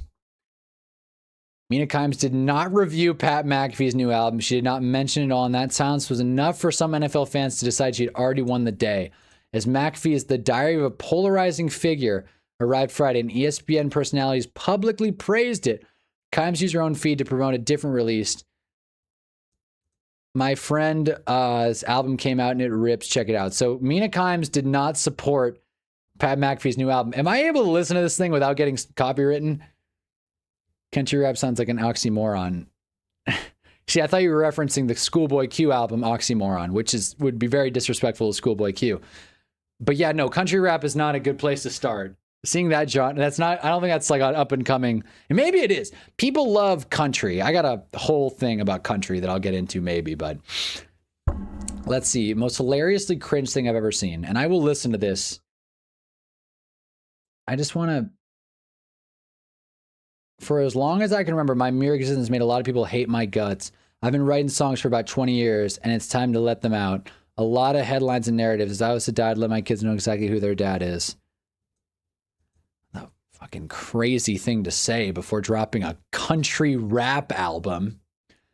If I was to die, I'd like my kids to know exactly who their dad is. And that's why I'm releasing, what was it called? The Diary of a Polarizing Figure. I don't think I have a less favorite word than polarizing or maybe controversial. Those two have become just the most ridiculous, overblown, misinterpreted terms that I can think of. And I'm so sick of these. I don't even want to say right-wing grifters. It's hardly what Pat McAfee is. He's a complete outlier in most things. But it's just like, oh, he's a polarizing figure. It's cool being an asshole. I saw this jeans ad on Disney Plus. It's weird seeing an actual like coherent ad on streaming services, but I saw this jeans ad, and it wasn't a Beyonce Levi ad. Actually, I think it was an iPhone ad. Actually, it was an iPhone ad, and it was this close up of this woman riding a mechanical bull, and her phone falls out of her pocket. Probably wondering where I'm going with this. Close up of her ass, right? And the phone falls out, and you know, I was paying attention, and then it turns up being an iPhone ad, an iPhone 14 ad. I think it was like T-Mobile, AT&T, you name it, right? And it kind of made me think. I'm like, I feel like ass kind of gets criticized, right? When Bad Bunny did his halftime show, which I rewatched the other day, still holds up. When Bad Bunny did his halftime show, he kind of got into like that dangerous territory where like people are dancing, scantily dressed, all that stuff. And you got politicians, presidents tweeting out like, I can't believe what they're showing the youth. I can't believe this shit. This is so gross. They're showing ass. But then when a woman's riding a mechanical bull for an iPhone 14 ad, it doesn't matter, right? Because it has that country aesthetic. All of this to say, country types are kind of invincible to criticism right now. And I think that's really annoying because honky tonk is in, and I hate that. And I just wanted to say that in the most long-winded way possible. Country pisses me off, and I can't wait to sink my teeth into this shit because you know it's not going to be good. I mean, you know it's not going to be good. How could it be good? How could any of this be even halfway decent? I gotta catch myself in these rambles. But welcome back. Everyone's warming up. First stream of the year. We'll make it past 40 seconds. Country music is the worst music genre. I'm glad you guys are rallying behind me. Again, this is not me shitting on country in specific. This is me shitting on the veil that country and honky tonk types get. Like Hawk Tuah. Hawk Tuah caught her flack. But I think it's just, I hate the Nashville Southern aesthetic. Pisses me off. Cowboy boots, square dancing. Everyone watches Yellowstone all of a sudden. Pisses me off. What happened to real shit? What happened to interesting TV? Country rap song I only like is Old Town Road. Yeah, that's a good one. Did they turn off Giants Vikings? Wait. Can I not watch Giants Vikings anymore? Thank you. It's back. I can't full screen it, but you know, at this point, ever listen to Post Malone? I've listened to Post Malone. Post Malone has bounced between genres so much, it's not even worth following anymore. Only rap song I know is Old Time. I always feel like Wentz injury was a blessing in disguise for the Eagles. As well as he played, I question whether he had the experience and maturity to close the season versus the Belichick D in the Super Bowl. That is definitely a big alternative scenario, right? If Carson Wentz played through the season, what would have happened? Would the Eagles have won the Super Bowl? And would we still be where would Jalen Hurts have gone? Or would Russell Wilson have gone? All kinds of crazy shit. Would Jackson Dart be a Giant? He's a punter for the Colts. How's he? That's exactly it. That's exactly it. Every day of my life, someone's always hated my guts. Is that why you got drafted in the NFL and then played for the same team for 10 years? That's what pisses me off.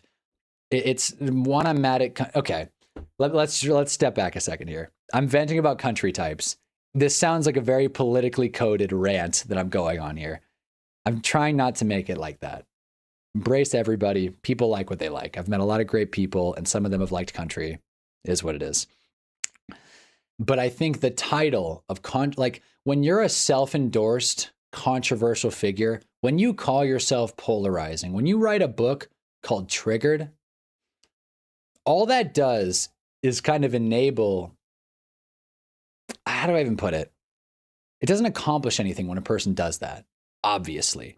All it does is it creates this kind of fake, like, I don't want to say trauma, like marginalization, I guess. It's a way of marginalizing yourself in a way that doesn't actually have any tangible negatives. So by saying, oh, I'm Hunnaball, I'm polarizing, I'm crazy, I just do crazy shit, man, I'm fucking punching the floor. I just do crazy shit, man.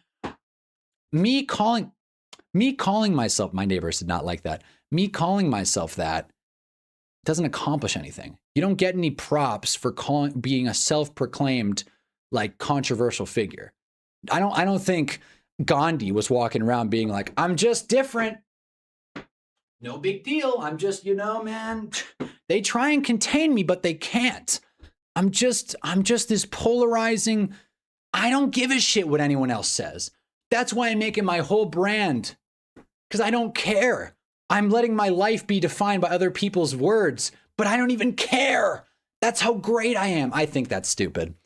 And I think if anything, it's an indicator of insecurity more than anything. You can't appreciate country music because you grew up surrounded by corn. It subconsciously changes people. Ela, get out of here. We're not doing this.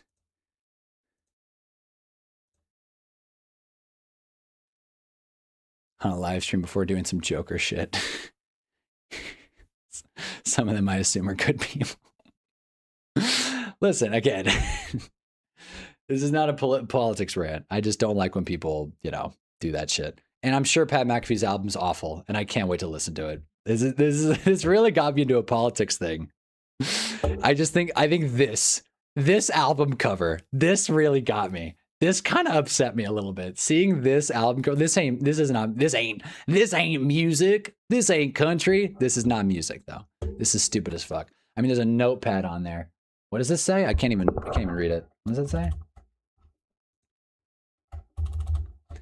So many things said, only hateful break them. I wonder when I'm dead if they'll ever tell the truth. Oh, wait.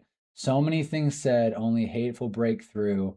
I wonder when I'm dead if they'll ever tell the truth. If that's like the marquee lyric, if that's like the lyric of the album, this cannot be good.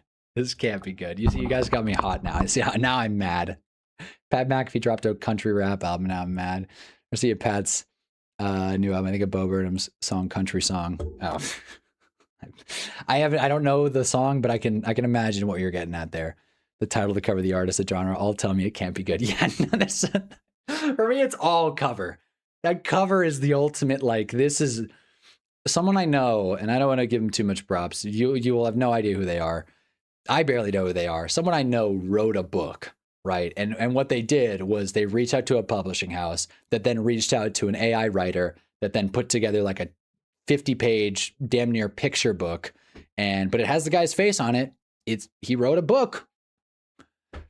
That's how it feels. Pat McAfee doing a country album. It's like, oh, well, he did it. He can say he did it. La-di-da. But as far as the quality or time in it, nothing to behold there. They say the good die young, and I'm scared I'm great. Actual line from the album.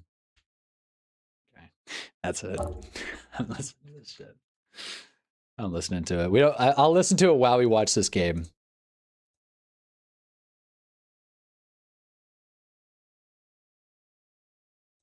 Okay. So is this the first? Pitbull in a Mugshot. So this is the first song.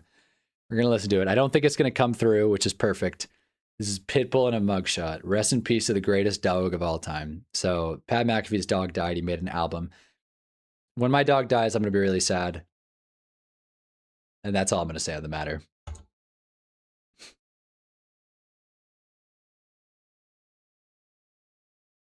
I feel like Fantano listening to music right now. I know it's not playing through. Trust me, I'm listening to this.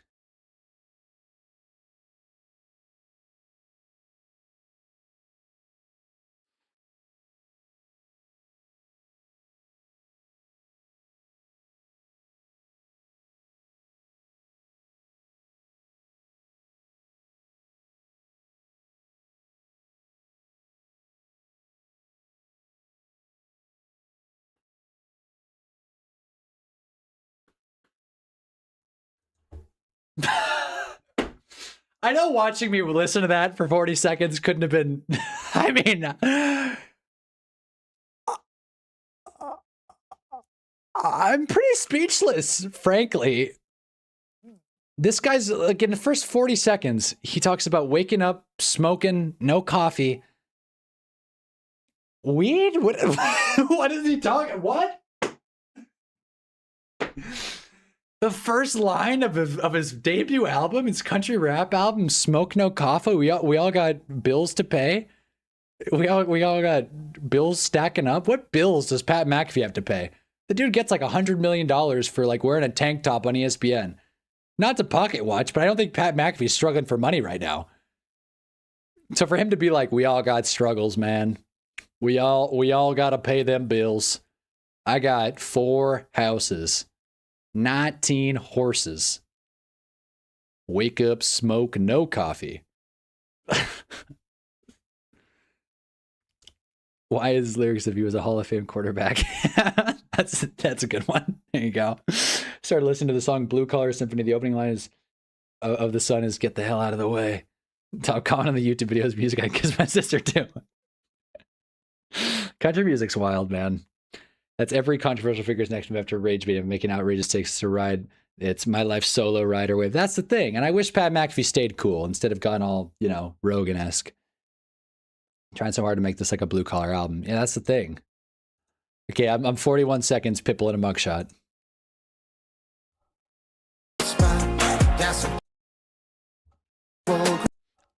I refuse to be copyright striked by Pat McAfee's record label.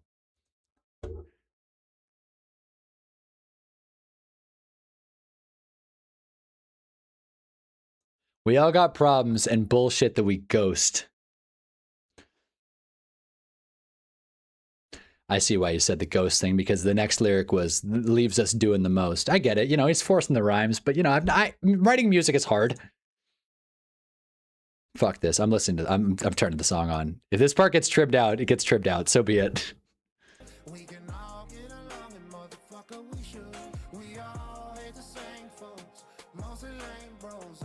So that's a lyric I actually want to this is a pretty crazy lyric when you think about it.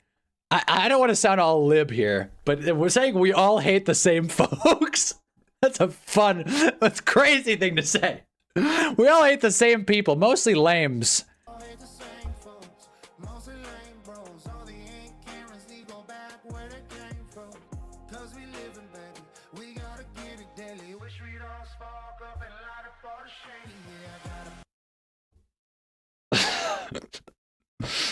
I feel like everyone online's shitting on this, but like there's no other option. Missy Sunball Stream Cycles. I'm glad this is entertaining. I feel weird talking about Pat McAfee's music album. Like, what is going on? What is going on? Oh man. The fuck did I just pop back into? Pat McAfee dropped a rap album, a country rap album. Is the Giants game over? Did we lose? This is true garbage, and I like country. Yeah, no, this is true garbage.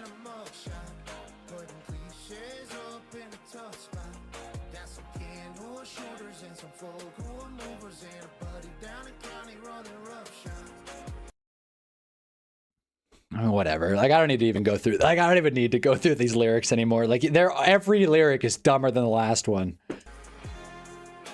This is what he wants his kids to remember, Mets. That's a great point. His kids want him to remember that he wants to smoke with his bros. Come on.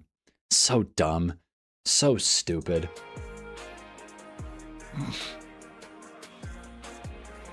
Different paths, similar scars. Avoid bullshit, it's so hard. So raise your smoke, whatever's your drink. We're more alike than we think. Forget the labels and the hate, they divide and conquer. Forget the labels and the hate. We divide and conquer. That's why we hate one type of person. We're all on the same route together, we should wander. Yeah, I got a pimp. We're all on the same rock, guys. Just chill. Be nice to each other. We're all on the same rock. We shouldn't be divided. We all should just love each other. Besides that one group of people, we all knew what we're talking about.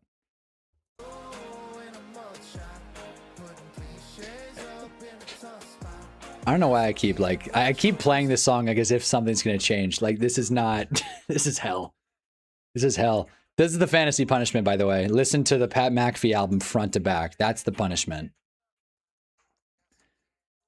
On par with Tyga's new album. I see your Tyga album and raise whatever the hell Avenged Sevenfold is released. I know Tyga dropped a bullshit album too. Been a good time for music. Said folk like 6 times. He said, well, because he said smoke like 8, so he had to rhyme it.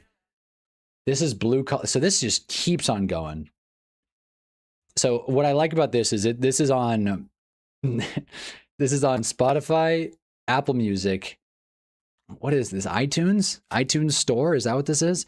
Apple Music or Amazon Music, YouTube Music, which is just YouTube, and Tidal.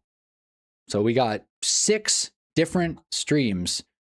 One blue collar country rapper. I'll tell you, man, these bots are getting real annoying.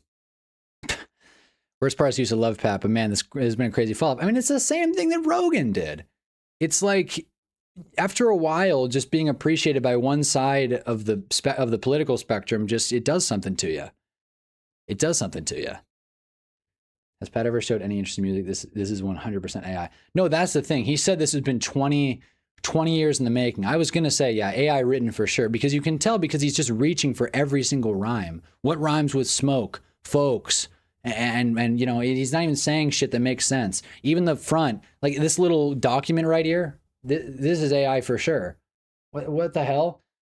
How hard would it have been to just write on an actual notebook? You know how expensive notebooks are?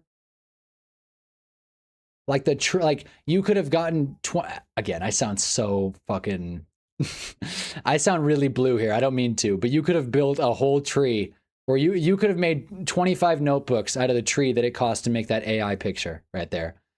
All that being said, you talk too much, you're obnoxious, you're going to end up working at a gas station. Who the hell has not heard some stuff like this? Maybe not that you're going to end up working at a gas station. You talk too much, you're obnoxious. Yeah, bro. People, like, again, the thing about these careless, polarizing figures is they go through regular stuff, but because they're so polarizing, it's a bigger deal. I've made my point. I just think this album cover in and of itself is just so fucking ridiculous. Like, my God. Anyway, Blue Collar Symphony. And it's a blue collar symphony that's life. I'm trying to drown out Pat singing with my own. I heard Daniel Larson's label's going to sign him.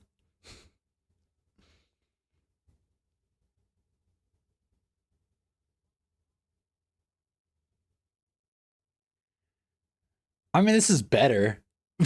I mean, we're comparing shit to fucking shit.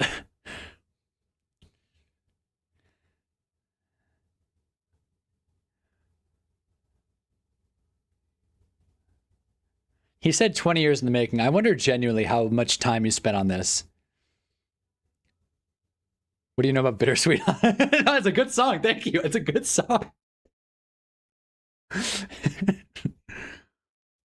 Once again, these boots on the ground, no matter what they say. That implies that there are people preventing boots from going on the ground. That's the only place boots ever go. I'm just going to keep doing the same joke over and over again. Fake trauma only gets you so far. I don't know Daniel. I read that message. I don't know Daniel Larson's label. I don't understand the reference, which means I don't know Ball, unfortunately. That's probably a great reference. I just don't know it. This is Boomer Rap for Millennials. Jesus, makes me embarrassed to be a millennial. A little bit. It makes me embarrassed to be a human being. This is the kind of stuff I see this and I just look, God damn it, why did I have to be white? Like, why? You actually need something to drown it out. I can barely hear his voice as is. That's true. Yeah, it's not mixed very well. That's another great point. Does he know that not every single line needs to rhyme? No one told him that. His army of yes men didn't give it to him. For the record, I like most of Pat McAfee's like lackeys or side characters a lot more than actually him. I think AJ Hawk is pretty hilarious. I think Ty Schmidt should just skip the Pat McAfee show altogether. I think Ty Schmidt is a really talented person, and I think he would do really great things if he wasn't tied to Pat McAfee. I think him and Tone, or him and Boston Connor, could do like their own thing and be pretty successful at it. So this is not me just shitting on McAfee. I actually enjoy watching the show a lot of the times, but it's typically in spite of Pat, not because of him. Get the hell out the way. We ride on this side, the rat side, with our boots on the ground.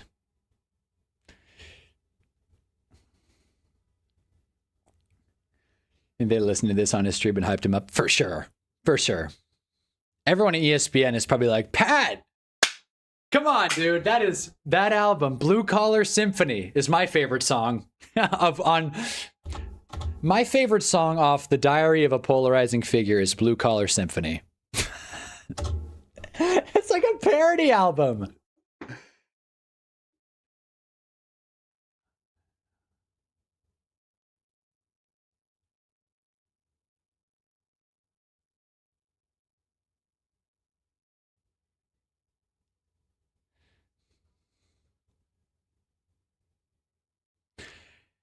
This one's better because it's just I don't know how it gets any worse than the Pitbull and a mugshot. I'm not going to listen to the whole thing. I just want to get through a couple.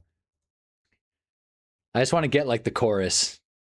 Pat is just Gronk if he was more literate. I think that's disrespectful to Gronk.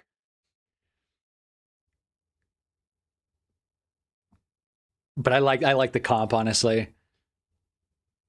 And I'm not even a huge Gronk defender, and here I am. All right, right here. I want a guitar and a fiddle too. Like, this is the thing. Like, you'd think Pat McAfee listens to country. He'd at least know what good country sounds like. I don't listen to country, and this is how I would write a country song. Like the Bo Burnham country song. It's like, yeah, I want a guitar and a fiddle too. And a big old drum. Get the hell out of the way. Is that what he says when he drives in Europe? It's talking about smoke again.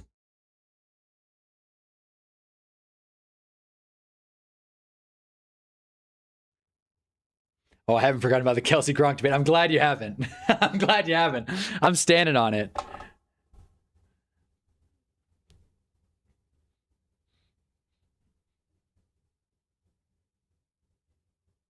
I know it's got to be awkward listening to, like, watching me just dance around a silent room, but like...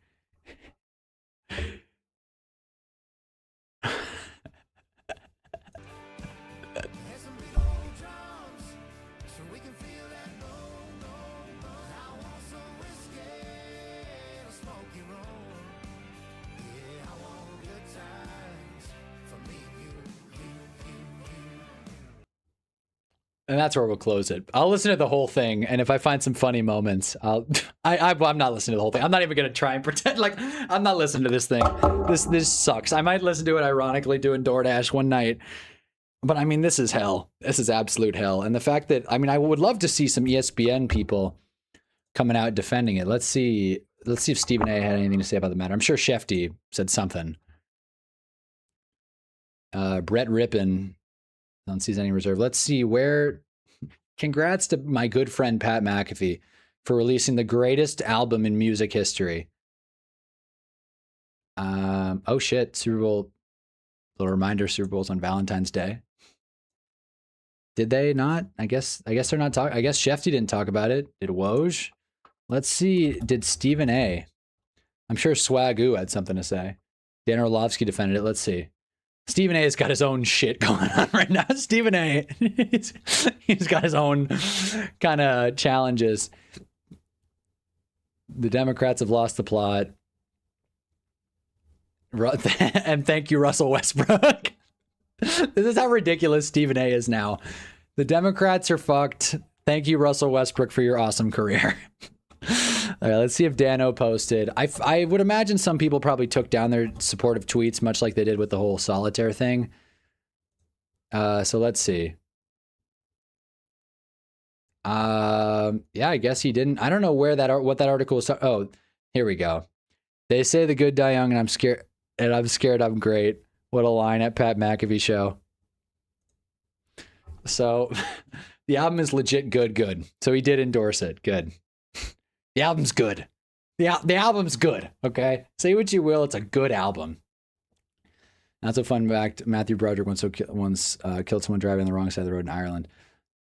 I think I heard someone allude to that in a video. It's like, oh, Matthew Broderick, but of course we can't give him his flowers. Now I know why. Thank you. Any people at Super Bowl being played in a different country? Is it being played in Riyadh? I mean, that when that happens, we'll have our whole. I'll make a video. The NFL's dying. This is the first step. Oh my god! But I won't like it. But we'll cross that bridge when we get to it. Never forgive ESPN intentionally putting the first 10 minutes of the college championship free on YouTube just to cut it and say pay for ESPN to continue watching, pulling the rug for 100K watching. Listen, anytime we can bash on ESPN is welcome over here. The album's legit good. Like, it was like, I saw the Mario Galaxy movie with my friend, and we left. We walked out, and he was like, "This is how dumb my friend is." He goes, "That movie was okay. All right, that movie was really good. It was really, really good movie." This guy's saying this unironically, and I'm not trying to shit on him or the Mario movie, but that's not like an adult reaction to the Mario movie. You're not like, that was like an A24. That was really freaking good. And that's what Dano's doing here. That album is legit good. It's good. Legit good. I appreciate you, brother. Good neutral site. Each team has 2 weeks to get over jet lag, I guess. But I mean, I don't think the home field advantage is a big deal for in the Super Bowl. My prediction, by the way, book it today, is Bengals-Rams SoFi rematch this year on Valentine's Day, and the Bengals take it.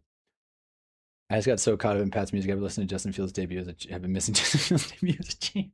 That's what I mean. Like, we're kind of just sitting here. I'm waiting for the second drop. I'm waiting for the bonus album, the deluxe edition. The Diary of a Polarizing Figure. I mean, even the name, The Diary of a Polarizing Figure. I mean, one of my trips, I went out with my friends.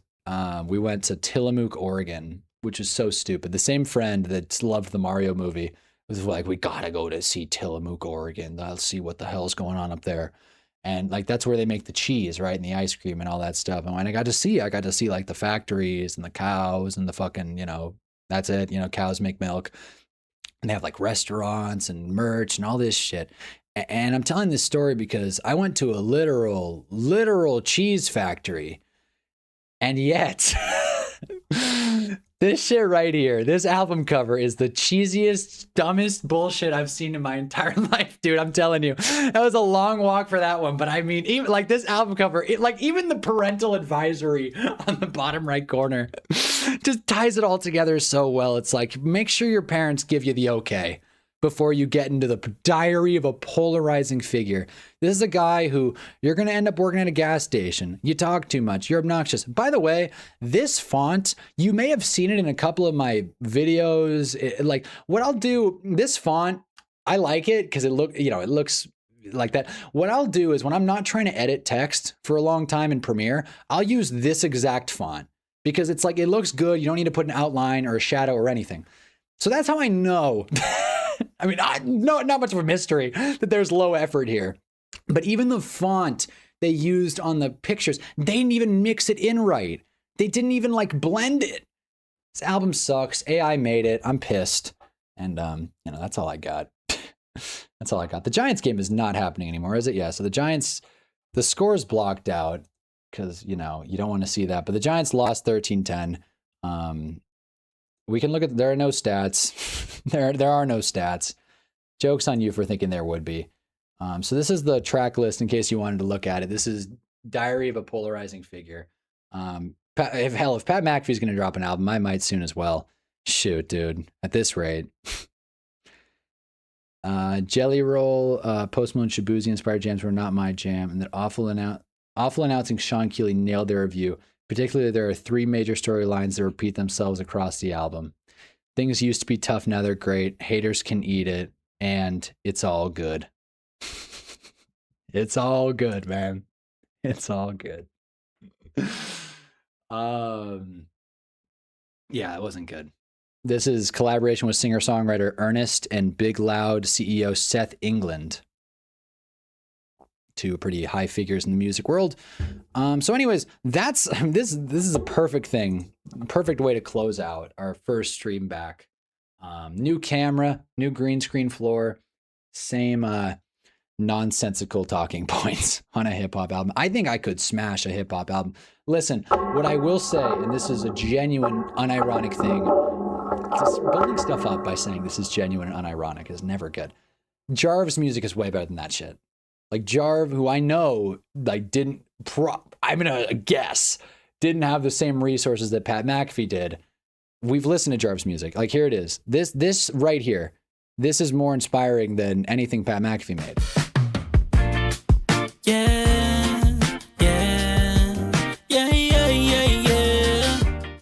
And this is not me trying to glaze Jarv just because he watches or just because he's here. I don't even know if Jarv is still in the stream.